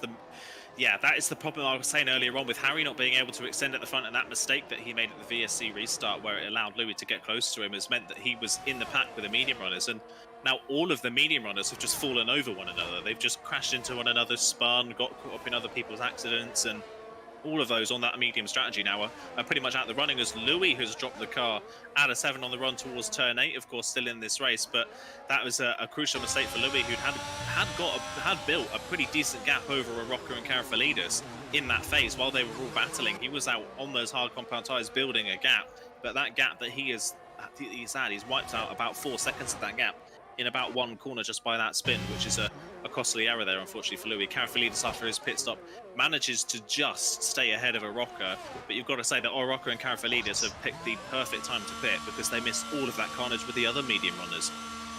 I'm just saying what, by the way, because Dendo's into the pit lane. Set of hard compound tyres going off, set of mediums going on. 16 laps he's going to be doing on these tyres. He's just in... He was in P3, and now he's into the pit lane, at a potential P3 finish. And look at where Louis and Karafalidis are. This could be quite close. Denzo is going to be at the pit lane, well ahead, I think, of Arocca and Karafalidis and the likes of it, also going side by side. So it's all about hopping on board the FVR train, I think, in terms of this. Louis, Arocca and Karafalidis all in the same team, all know each other very well. And Karafalidis now on the back of Arocca is going to try and get the up and under out of turns 2 and 3. Doesn't get the move done, though. But look at the gap between Denzo. Denzo on a set of mediums. He's like Bambi on ice at this stage. And Louis, all of a sudden, is going to be within a second of him in the matter of corners. Yeah, it should be within range with the matter of corners, but again, that spin for Louis cost him a mistake, because without that spin, he would have been ahead of Denzo. So that was, yeah, that's a really costly error for the Aston Martin driver. Denzo, all of a sudden, from relative obscurity in this race, has just thrown himself into a great position in this race. And 16 laps on the mediums is a stretch, but I don't think it's out of the question. So it could definitely work for Denzo. He's got to try and break away from the hard runners behind him, as we've got another spinner. That is Nam that has gone around at turn number 7 now in the Haas car, who was already having a bit of a horrible race up until this point anyway. So yeah, Denzo with that pit stop, it's a bit of a bold strategy to say the least, but it could definitely work, and he is now putting himself in contention for a top 5 position, potentially a run at a podium as well, with the likes of Harry and Izzat still yet to pit. So yeah, Denzo there going for something bold, but it could work out in his favour. He may as well try it while all the other drivers around him were falling over one another. He may as well get out of there, try something different and see if it can work. Meanwhile, up at the front of the field, Kazizel and Rowan just continuing to pull away on those hard compound tyres. I think it's fair to say that Rowan and Kazizel have probably got a 1-2 in the bag in this race. Yeah, definitely so. Denzo, as Louis gone so deep in towards turn number 1, I thought he was off onto the other side of the track, to be honest, there. And Arocca's now all over the back of him. He's not going to get the move done then towards turn number 4, though. Louis, though, FVR seem to be having trouble. I'm not sure if the tyre pressures, I'm not sure if it's setup related, potentially. They all seem to be looking up in towards turn number 1. We saw with Harry, we saw with Louis. Who next for FVR, potentially, in terms of their setup? Because we've seen multiple occasions this time around as Nam has crashed coming through the final corner. That's in the pit wall, I think. As the safety car deployed. Oh, it's on the left-hand side of the track. It's actually on the left-hand side of the track. He has spun, I think, out the final corner. I'm not sure, because everyone has now obviously come through, so not really sure what happened there. The car's already gone. Now safety car has been deployed. Rowan leads the way. Kazizel in second, Izza in third. Rowan and Kazizel, absolutely perfect, I think, in terms of their strategies now, because everyone else is behind going to pit. Denzel's all the way on the other side of the track through turns 12 and 13. These are going to lead the race. Yeah, if it couldn't play even more into the hands of Rowan Kazizel in this race, that safety car is perfectly timed, and that has just brought them even further into play in this race, and they should pretty much dominate this race from the front now. So yeah, really, really good one. As I think Izzat got held up in the pit lane there. I'm not sure if anybody else has been held up, as Smalley into the pits for a set of softs. Now that's a very interesting choice of Smalley, unfortunately. It could be a long safety car period, so that could help, but Smalley's going to be an interesting one at the safety car restart, as actually Louis and Arocca have pitted again. I wonder what they're going for. Are they going for a set of softs as well, potentially? Karafalidis has continued on, but Louis and Arocca are both in. It's softs. Softs for Louis, softs for Arocca. So they think the softs can go 14 laps to the end of this race. That is, I don't know about that one. They're going to have a lot of pace at the safety car restart, but I don't think they'll hold on to the end. Surely not. I'm looking in absolute disarray, I think, in terms of strategy. Smalley's also gone to the softs. I'm not surprised. He may as well jump the boat out a little bit. He's there in 6th position. Louis and Arocca currently outside of the points. Again, I'm not really surprised that they've gone to the soft compounded tyres, but as you say, 14 laps on this sort of soft compounded tyre. It's going to be like hell on earth coming towards the end of the race. If they don't get another safety car, that is big trouble for the FVR boys, and they potentially could be ending outside of the points come the end of this race. All of those positions that they could gain in the safety car, I think, might be wilted away by the end of the race. So it all depends, of course, on what we see underneath the safety car restart. We are on lap 16 out of 29, so just over the halfway stage now in WOR. Myself, James Head, and Mr. Aidan Carton, of course, taking you through the action once again tonight. And it's Rowan out on top, Kazizel second, Izza there in third. Izza, though, they're in third position. We know him very well, of course, from former leagues. Harry has spun under the safety car. Harry has spun under the safety car. He's lit up the rear end too much. Has he got left side end plate damage as well on the car? just trying to pick up. He hasn't. Luckily, he has to stay behind an AI car and Blaze, who, by the way, is in 9th position. I'll have to try and obviously not laugh at that, but he is doing a good job, the OP man, currently in 9th position. Izzle in 3rd position. What we're going to come on to there, he's on a set of hard compound tyres. Can he stick with Rowan and Kazizzle, who are probably about 5/10 a quicker a lap around here than Izza, on those tyres? Can Izza stay in play potentially for a race win? Because if those mediums go off, Rowan and Kazizzle's mediums go off, Izza's in with a perfect shout potentially winning this. Yeah, it's definitely Harry's retired in the pit lane.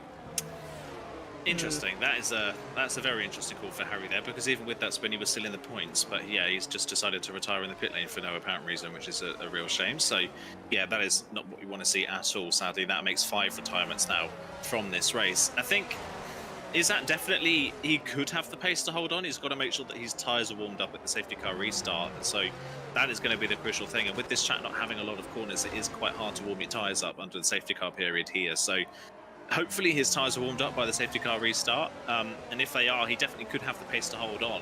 His problem, though, is going to be Smalley, I reckon, in that P4. Denzo as well, obviously he's on the medium tyres, but I don't think they're going to have a massive pace advantage. Smalley, though, on a fresh set of softs is really going to be the one to look out for at this restart. I think that's going to be Izzat's biggest problem at this restart, is Smalley in that Alpine on those tyres. So that's going to be the thing he has to look out for. In terms of potentially challenging Rowan and Kazizzle in front, I highly doubt he's going to get anywhere near them. Those medium tyres should easily do 13 laps in this race. I mean 12, because we're not going to be coming in at the end of this lap by the looks of things. So the medium tyres for Kazizzle and Rowan are pretty much in their perfect window to get to the end of the race with full pace without really deteriorating at all. So yeah, I'd say this is more about a battle for third from now on. Yeah, potentially so. Obviously, Izza could become the cork in the bottle as well. Denzo and Smalley 4th and 5th position. They're going to struggle. Jensen, by the way, in terms of a bit of reaction, safety car, I don't think is coming in this lap at this stage. Jensen, by the way, has put up on Twitter, when it's not me, it's always other people. Impossible to survive a race against anyone anymore. Unfortunately, those are the highs and lows of WOR. Won last week, from last on the grid. We thought he was back. This time, takes a knockdown, a perch, but he is still the champion from Season 12, and I absolutely rate him to come back. So, Jensen, if you're watching, come back next week, fresher than ever. Hopefully your luck is back once again, and potentially he is going to be towards the top end of the podium once again, as Krypton has still not rejoined the safety car queue, which means we're out for another lap here underneath the safety cars. Rowan out on top, Kazizzle in 2nd, Izza there in 3rd. Looking further down the field though, Fury, debut, 7th position, in behind Karafalidis. Blaze has just lost position there to Louis. I think that's a little bit of a glitch there in terms of positions. But Fury there in 7th position. Set of mediums. We haven't really talked about him this race at all. He's just been going about his own things. Caught onto the safety car, obviously. It was one of those drivers that pitted in. He's now potentially going to be picking up, I would say, even maybe a net P5, potentially, in terms of this race.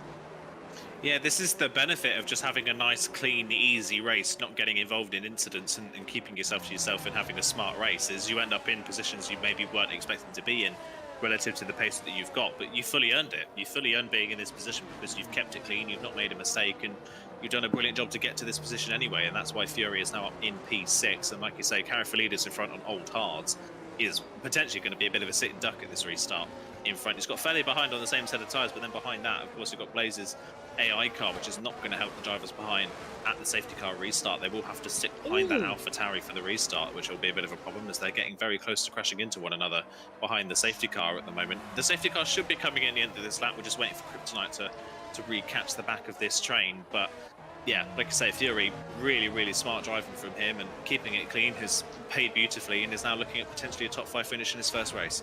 Yeah, definitely so. I think it was Fury on the back of Karafalidis, like very close in terms of that. Louis doesn't care, by the way, I think, in terms of what action he might be getting underneath the safety car. But the safety car is now coming in this lap, and there's Rowan, who's now the virtual Bert Malander. He's now the virtual safety car. We are already green flag racing. Of course, these cars can't go underneath the safety car. It's getting a little bit messy, though, further down the field. Blaze is obviously losing a few positions further down. That AI is going so slow. A Rocket, Krypton, Nahima, and Lion Butler have all had to slow, and Krypton all of a sudden is in 12th position. Don't know how that's absolutely absolutely to see, but still, there he's in 12th position. Unbelievable. Rowan there leading the way, though. We'll better get going once again underneath the safety car restart, and Rowan, I think, is going to go on the exit of the final corner with Kazizel right underneath that rear wing. The Red Bull is about to say go, and when is the time to go for Rowan? Now is the time to go, and Kazizel absolutely launched off the start as well, and he's actually got the quicker start compared to Rowan as well. The side-by-side further down the field, Fury, Freddy and Louis, I think, are side-by-side further down, but they're all having to get the tyres warmed up in towards turn number 1. Kazizel launches one on the back of Rowan, doesn't get the move done. Izza and Denzel though are side-by-side, and Denzel now tries to go all the way around the outside, further down the field, absolute chaos further down. Nahima, Blaze, Krypton, Aroka, don't know what happened there, to be honest. Smalley, though, is into third. All of a sudden, he was miles behind coming out of turn number 1, and Smalley through and he's into third. Soft compound tyres absolutely working out to effect, and now Denzel and Izza have just been done like an absolute chip there, and Louis now through, and he's into 7th as well on the back of Freddy. Fury there in 9th, Aroka there in 10th. Everyone settling down. Things got a little bit sketchy further down the field. Rowan and Kazizel have escaped, but they've escaped for now, as Smalley is on the back of them in 3rd.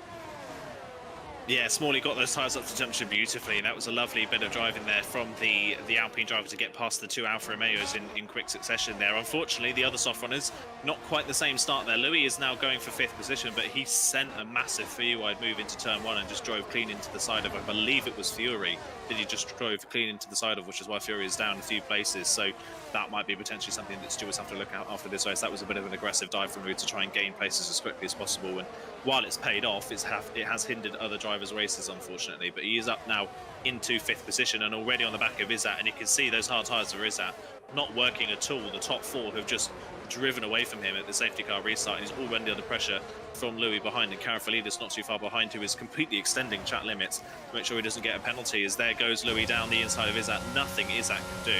Louis just breezes past on the soft compound tyres. The initial pace of the softs is really, really strong, but now we've got to see if Smalley can get past Kazizel and then have a run at the leader of Rowan. If he can't get past Kazizel in the next lap or so, I think it's fair to say that Smalley's just going to sit in place and then fall back as those soft tyres wear out. Yeah, there's a good fight further down the field, by the way. Rocker went side by side, and now he's going side by side towards turn number 4. Decisive move down the inside there from the Frenchman. Surely going to get this move done. Fury's on the outside line, though, and the mediums are still not giving up. Fury around the outside. What a move that is, Fury. Through and he's into 9th. Great battle, great racing, and great move. And now Nahima's absolutely going to fly down the inside line as well. Gets a little bit of contact, and the Rocker's surely going to hold on to 10th. He does for now. Nahima there in 11th position. Fury, though, absolutely done a Rocker like a kipper. Around the outside through turn 6 and 7. Got the job done. A Rocker was diving it down the inside through turn number 1. They got all out of shape. Fury had the traction, basically, on the mediums to get that move retaken. Back through and he's into 9th. And then a Rocker obviously came and fought back, and then we saw what happened with Fury and a Rocker 9th and 10th position. They remain. Rowan leads the way because this is on 2nd. Smalley in 3rd. Smalley's now got onto the back of the leaders. He hasn't passed them just yet, though. I don't think he's actually got the pace to live up with the front 2 at this stage. 4.5 tenths away. He's got 56% of ERS. Kazizel's got 78, and Rowan's got 94. Rowan is in complete control in terms of his ERS. Kazizel there in 2nd, trying to hunt him down and towards turn number 1. Not going to be close enough, and I think with Battle Loss going to be close enough. Fury and Rocker going again for round 2. Yeah, going for round 2, like I say, Fury down the inside. This should be a bit of an easier move because he's a lot closer in the braking zone this time around, but Fury's going to try and hang it around the outside, but he slides into the side of the Haas, and luckily they both get away with it pretty much, but Aroka gets the move done. Fury, though, with the DRS is going to try and come back at the Haas on the run down towards turn 4. He's going to have a look down the inside. That's super late on the brakes. Aroka gives him the space, but Fury doesn't have the grip to make the move stick, and Aroka is officially now up into 8th place. He's made his way forwards on those softs, and now Nemaya in the Aston's going to potentially try and move down the inside of Fury here into turn number 8. Yes, he is late on the brakes down the inside, almost a carbon copy of him and Aroka a lap ago, and I think again it's not going to work out for the Aston Martin driver. He's still looking to go side by side through turns 9 and 10, but he backs out of that one. Fury holds on to 9th for the time being, but yeah, getting a bit argy-bargy out there at the moment, isn't it? Everybody's kind of wheel banging at every opportunity that they can get as it stands, so yeah, not great racing standards at the moment. As further down, there we go, Nemaya does now get the move done on Fury in towards turn number 11, but Fury is going to cut back up the inside, coming towards turn number 12. But the long way around the turn number 12 is never really going to work. Fury are going to look for the inside of 13. That's never going to work, and they make contact, and they're both off the road. that's going to allow Kryptonite and potentially Line Violet to come through as well. So not a surprise that one came to a head, and Fury, we were just talking about Fury having a good clean race. That has completely unraveled in the last few laps. Yeah, unfortunate, because Fury has got the pace to live up with some of the top guys. He's just gone for a spin, coming through turn 13, nearly in the turn 14, nearly in the wall as well. And that was unfortunately Fury, I think, now out of contention, unless he gets a safety car coming his way potentially. But it's Rowan that leads the way. Kazizel in second, Smalley there in third. It's Denzo now, the AlphaTauri. I thought it would have been Izza at this stage in the race, as Fury, I think, is going to retire in the pit lane and making the 6th retirement of tonight. Denzo, though, 4th position. He's hanging on to these guys very well. Smalley now dropping off in terms of pace. Kazizel and Rowan saving in terms of the ERS. If I was Denzo, I'd be saving up drastically in terms of that ERS. Yes, I've got Louis on my back, but I wouldn't be worried about him because I know I'd probably be around the same tyre wear level as Louis in behind and as Smalley in front of me. So if I was Denzo, I'd save up that ERS, try and save it up a lap or so. Louis is obviously on the back of him, could potentially get the move done in towards turn number 1. But Denzo, I think, is looking more suspect potentially in terms of a top 3, because we know what the softs drop-off is like, and we know what Smalley and Louis are like in terms of pace. Denzo might be on the back of Rowan and Kazizel before too long if Smalley's tyres obviously fall off the cliff. Yeah, if they fall off the cliff, then it's definitely an open opportunity for Denzo to have a podium here. I think with him having just pit before the safety car isn't going to play into his favour in the fact of the battle between Kazizel and Rowan. And Kazizel and Rowan are just sitting pretty at the front of the field at the moment with the ERS that they've got. They are just sitting and waiting, I think, for Smalley's tyres to fall off so that they can just disappear at the front of the field. But yeah, when Smalley's tyres do decide to go off, Denzo was right in range to pounce and potentially pick up a podium here. And of course, you can't look too far back to the hard runners either. Izzat and Karavalidis, they've just started to level out in terms of pace of the drivers in front. They're obviously losing in the DRS zones, but in the middle part of the lap, they are matching, if not just that little bit quicker than the drivers in front. So the hards aren't out of the equation just yet either, as further down the field, the other Aston Martin of Nemaya has gone for a spin now at turn number 2, and that is him dropping outside of the top 10 down towards the very back of the grid in 13th. So he just managed to get into the points and has now spun out of the points once again. So yeah, a lot of drivers really struggling tonight. Yeah, unfortunately. So, a rocker, though, looking to try and get the move done on the back of Fetty very late on the brakes in towards turn number 8 there. He does seem to have the pace still, and that's to the soft compound tyres. He just caught an absolute wash of cars. Izza, Karavalidis and Fetty being the ones ahead of him. And a rocker in the end is having now to lose time because Fetty is beginning to go off in terms of the mediums at this stage. He might have gone a little bit too hard too early, and they're losing time to Karavalidis and Izza as well for that P6 and P7 position. And Izza in the end, only 2 seconds off the back. You know, I'm not discounting Izza out at all. It's lap 23 out of 29, 6 laps to go. Izza starts gaining on Louis about 2 or 3 tenths a lap from this point onwards. Izza is going to be on the back of these guys sooner rather than later, and that is, of course, if they do not attack each other, which perhaps, like these ravenous animals that we've got out on track, they probably will. Rowan leads the way, Kazizel in second, Smalley in third. Denzo, though, under pressure now from Louis on the run down the straight in towards turn 1. A rocker, though, is right on the back of Fetty, further down the field. 8th and 9th position, about to maybe change in towards turn 1. A rocker absolutely sends it down the inside on. The Frenchman half committed for the move. Oh, and he absolutely clouts the back of Fetty. And Fetty is round, and the Rocker's doing the decent thing, at least, unlike Izza, and waiting, and the Rocker is going to wait, and Fetty there gets the car back going. Thank you very much, and the Rocker loses more time as a result as well, and that is what we like to call very good sportsmanship.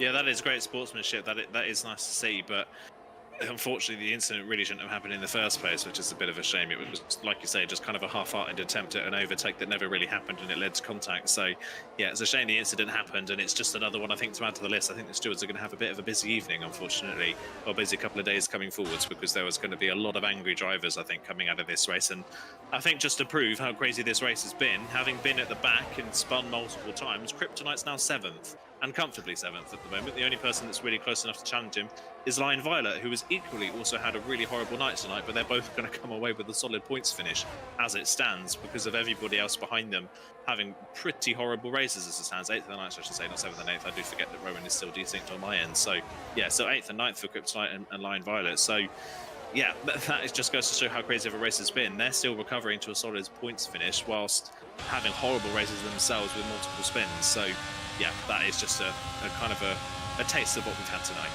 Yeah, Denzel on the back of Smalley getting quite close in towards turn number 1. He's not going to launch it from that far back. Denzel, of course, former IFR driver, now part of the WOR team. He's there in 4th position, doing a good job as well. And I've got to say, he looks at his own in terms of Bahrain here tonight, because he was good in qualifying. Of course, he qualified. I've just had a look at position gains. I think I'm going on the wrong thing here. Yeah, he qualified 9th. He's up there in 4th position.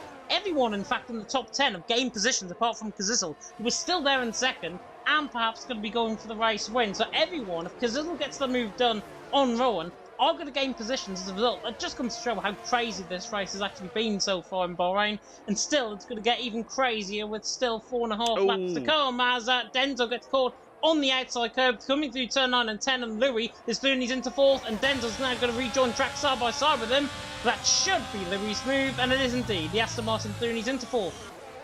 Yeah, a bit of a gift there for Louis and a bit of a mistake there from Denzo to offer the opportunity there for the Aston Martin, but that is going to separate now Louis and Denzo from the top 3 in this race, so that could potentially solidify the podium finishes in this race, especially with Louis being on the same tyres as Smalley. It's going to have to be a pretty major lap now for Louis to get back within DRS range of the top 3, and I think potentially now seeing that Louis and Denzo have dropped back, I would not be surprised if we now start to see Rowan and Kazizel really unleash the pace that they've got in their back pocket, as Denzo has another mistake now, so his medium tyres clearly not looking too good at this point in the race, and he's now dropped out of a second's range to Louis and is dropping back into the clutches of Carafalides and his teammate Izzat now. So yeah, not a great lap unfortunately for Denzo. What could have been a potential shot at a podium, I think that shot at a podium now is gone now with those couple of mistakes.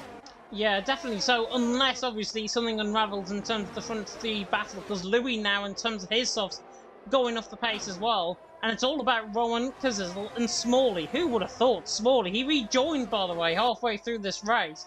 He's there in 3rd position. He's on the back of Kazizel and Rowan, who are arguably probably 2 quicker drivers than them. There's a spinner further down the field, and that's Line Violet, I think, that has gone round, and he's got damage as well on the right side end plate. In fact, I think he's got a bit of a T-tray going on that car. It's just the right side, though, that is damaged. In fact, sorry, it's Feddy, the one that has spun, not Line Violet. Feddy there in 12th. Nahima there in 13th, so Feddy, the one round, he's unravelled, I think, in terms of his race there as well. He lets Nahima through, doesn't want to get any involvement, and I think Feddy may be becoming the 7th retirement, potentially, out of this race. Rowan, though, leading the way, because this is in 2nd. Rowan now has stepped it up, purple middle sector from Rowan at this stage as well. He is doing a very good job out on track at this stage, and he's now pulling outside of slipstream range pretty much. Kazizel wants him out of DRS range, didn't quite get that far though. He's he's outside of a second though, but he has got DRS Kazizel crucially this lap around, and of course we share the same DRS zone in terms of turns 1 and turn 3 up the hill and towards turn number 4, so therefore Kazizel is not going to have any DRS potentially further in the lap as Denzo now attacks Louis down and towards turn number 1. Bit of avoiding action coming now from Louis, but Denzo through and he's into 4th. Louis there in 5th and also spinning further down the field. Nahima is back behind Feddy for P13 out on track, and Rowan leads the way. Kazizel 2nd, Smalley in 3rd. Decisive move though from Rowan to try and steal this race win. Yeah, trying to steal the race win, like you say, is trying to get away now at the front of the field, and those soft tyres are now have hit a cliff, haven't they? They've really hit a cliff. Louis now back behind Denzo, and Smalley has completely dropped off the top 2 in this race now. He is really starting to fall back now as it stands. So yeah, the soft tyres have reached the end of their life, and maybe Denzo is going to be back on potentially for a podium despite those mistakes, because he is the only one really within range of Smalley to take it from him. So Denzo could still pick up a podium here despite that rough lap a couple of laps ago. So yeah, the soft tyres were good while they lasted, but all of a sudden they have hit a massive wall in pace, and Smalley is just dropping back. He's already 3 seconds now behind Kazizel. He has been completely dropped by the top 2 as they start to unleash the taps a little bit. Yeah, Kazizel's just gone purple in the middle sector as well, so responding to Rowan in that middle sector. The Red Bull leading the way from the Mercedes. It's going to come down to the good old battle of VSR versus Shazoo in terms of potential race for potential 1st and 2nd position out on track. Kazizel bangs in new faster lap the race, and I think he's gone 2 tenths quicker than Rowan on the last time around as well. Rowan leads the way, Kazizel in 2nd. Now they've got to take taps off a little bit, especially Kazizel if he wants to save up that ERS, because at this moment in time, Rowan has used up about 12 or 13% more than Kazizel at this stage, and with just 1.5 laps to go pretty much, Kazizel has to set his sights on Rowan. He has to now save, I think, about 30% of ERS on this lap to even think about trying to get a move done. As long as he's within DRS, if he's not within DRS, he nearly has a snap of oversteer there. because Cazzizzle's still within DRS at the end of this lap. He's got a chance, but it's slipping away from him as Smalley's now 5 seconds behind, and Louis has just gone for a spin coming out of turn 7. Yeah, Louis spun on those soft compound tyres. I think that's just proven that the soft tyres are completely dead. I didn't think they would last to the end of the race from when they pitted, and they certainly haven't. They are completely out of their range now. I wouldn't be surprised if we see a puncture from one of these two, unless Louis already does have a puncture, I think, potentially on that rear right, I think, on that rear left, sorry, I think he may have a puncture. Yes, he does. So that is why Louis is spun. That rear left is now punctured. So he won't make it to the end of this race then. And now Smalley, look at Denzo on the back of Smalley, now 2/10 behind. So yeah, Denzo's clearly on for a podium here. Can Smalley hold on to a P4 now, though, is the problem, because he's got Karafalidis and Isaac catching him at a fast rate of knots on the hard compound tyres as well. And with the pace drop-off we've seen, I don't think he will be able to hold on to it. He's dropped off so much pace in this lap that Denzo's just going to breeze past, and Karafalidis and Isaac are going to be on him by the end of the second sector, I would say. So it's going to be a bit of a struggle. Smalley tries to put Denzo all the way towards the pit wall. That was never going to work, and Denzo has breezed on through and up into 3rd place. Yeah, nice move that by Denzo through, and he's into 3rd. Nothing really happening in terms of the front battle either. Rowan leading the way, 0.5 of a second. I think that good escape from lap 26 onwards really is the nail in Cazzizzle's coffin here tonight, with the final 5.5 kilometres awaiting us, of course, here in PlayStation Tier 1. It's Rowan that leads the way. Cazzizzle, though, doesn't look done with yet. He's better through the corners, and now you can tell he's beginning to push the limits a little bit too much, because he goes wide there, coming through turn number 8, and it's within 0.5 of a second of grasp for the potential race win here, as Rowan doesn't go deep in towards turn number 10. Cazzizzle is still on the back of him. Gains a 10th, though. Karafalidis is doing Smalley, and he's got a puncture as well. So Smalley, on those set of softs, has got a right rear puncture, I think, if I'm not mistaken. Or is it right left? I think it's rear left, I think, that he's got the puncture on. Rowan, though, leads the way. Cazzizzle still trying to gasp any sort of margin out of Rowan. If Rowan spins out of turn 13, that is it, because Cazzizzle's now right on the back of him. Still not over and done with yet between the Red Bull and the Mercedes, coming down right to the wire here in Bahrain. But I think Rowan may good of his escape. He's got about 2% more battery at this moment in time as well. Rowan around the final corner. The VSR man took it from the scruffle neck on lap 27, and he's going to take the race win. Rowan wins in WOR from Cazzizzle there in 2nd. Denzo in the end is going to come a very, very credible 3rd, even though he's 6.5 seconds off the leaders. Karafalidis there in 4th, Isa there in 5th. Krypton across the line, somehow to finish in 6th. The man, the myth, the legend. Smalley in the end is going to finish there in 7th, even with a right-left puncture on that car. Finishes in 7th. Line Violet there across the line in 8th. Blazers AI car, by the way, in 9th. And a rocker across the line to finish in 10th position. Nahima and Louis, the 2 Aston Martins, 11th and 12th. And Louis has just gone for a spin as well. Still trying to get to the end of the race. Maybe on shredded tyres by the end he gets there. Nahima we wait on as well. But Rowan takes the race win. Cazzizzle in 2nd. Denzo in 3rd. And Rowan, I think, absolutely took the race at the scruff of the neck. Lap 27 was the winning lap. Yeah, definitely was a winning lap, wasn't it? Like you say, when he unleashed a little bit more pace and managed to just gap Cazzizzle that little bit, that was the moment I think Rowan won this race. Like you say, he just managed to leave him behind enough that he couldn't get close enough to fight, and that is an absolutely brilliant result there for Rowan. A brilliant race. His first race of the season as well, to pick up the win in the first race as well. Throws him to the front of the championship with everything that is going on at the moment in this championship as it stands. It throws him to the front of proceedings. Karafalidis in the end salvages a 4th on those hard compound tyres as well. So Karafalidis, I don't know if I think he might just take the championship lead going into the 3rd round of the season, will the McLaren driver. So a good recovery considering what happened to him in the sprint, but again, what could have been for a lot of drivers tonight, and a much better showing this time around from Alfa Romeo. Yeah, definitely so. Denzo and Isa obviously 3rd and 5th position, and Isa picking up his first points of the season there as well. We see the Alfa Romeo there coming to the Aston Martin, I should say, coming to the line at the back of the field, but it's that man there, VSR Rowan, first out on track. First, of course, is the prime spot. Karafalidis gets driver of the day, and do you know what? I think he might just get that with his performance there in the feature race, even though he had trouble, of course, off the start of the sprint. Definitely deserves a very good result there. But we have to talk about the driving standards, of course, in terms of the racing out on track. Maybe drivers potentially retiring on purpose, potentially causing crashes on purpose there as well.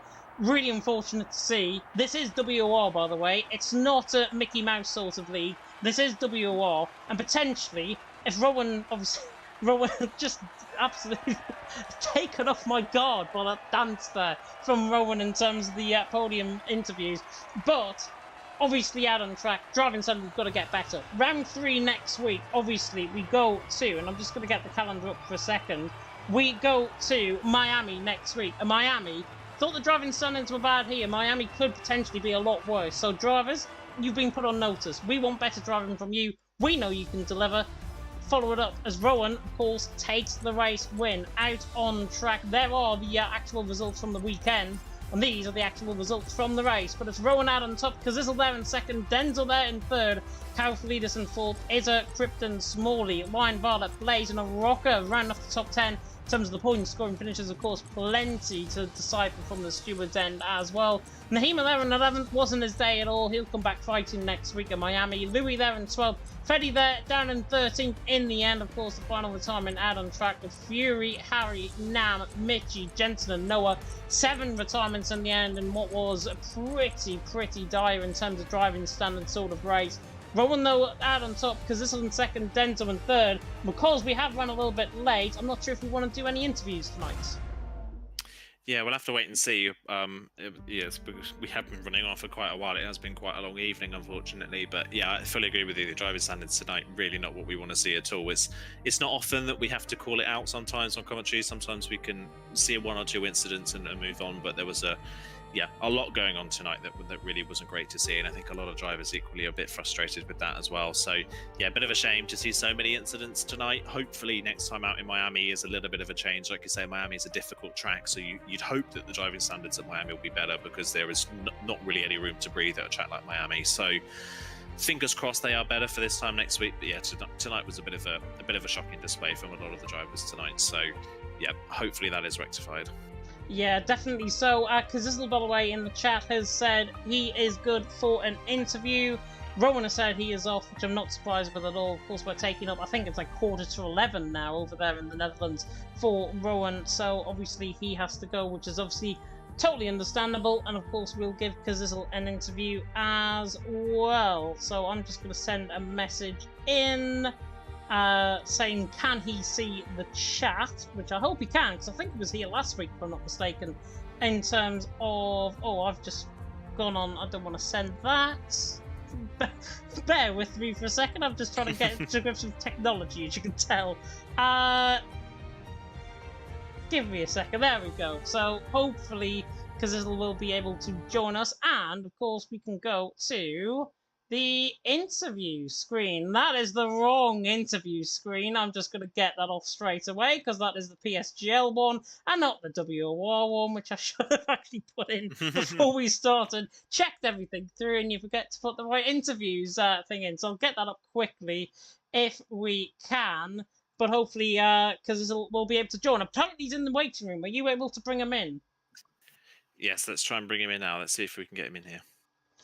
Perfect. Right, we have now got the correct transition in terms of the interviews, but we can now speak of the man, of course, who finished in the end in P2 and gave it a really good go as well. Of course, it is Kazizel, and Kazizel, in the end, you lacked, I think, the pace in the final couple of laps. Were those tyres obviously going off the cliff?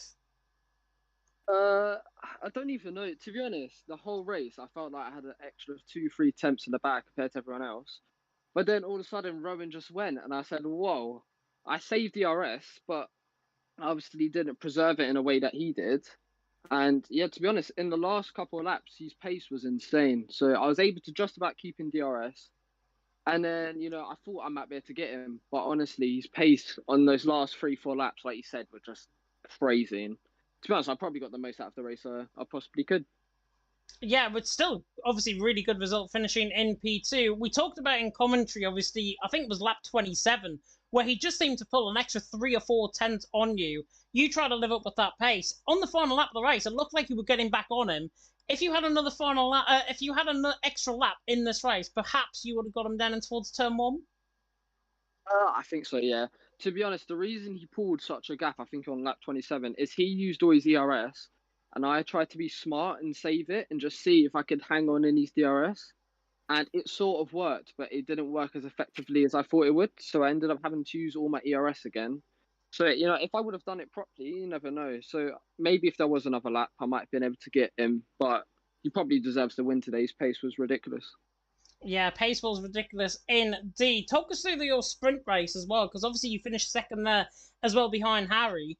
And it looked like, obviously, you were trying to get the domination going back into the feature race. So talk us about that sprint race, because overall, really, I think it's a really good week from you.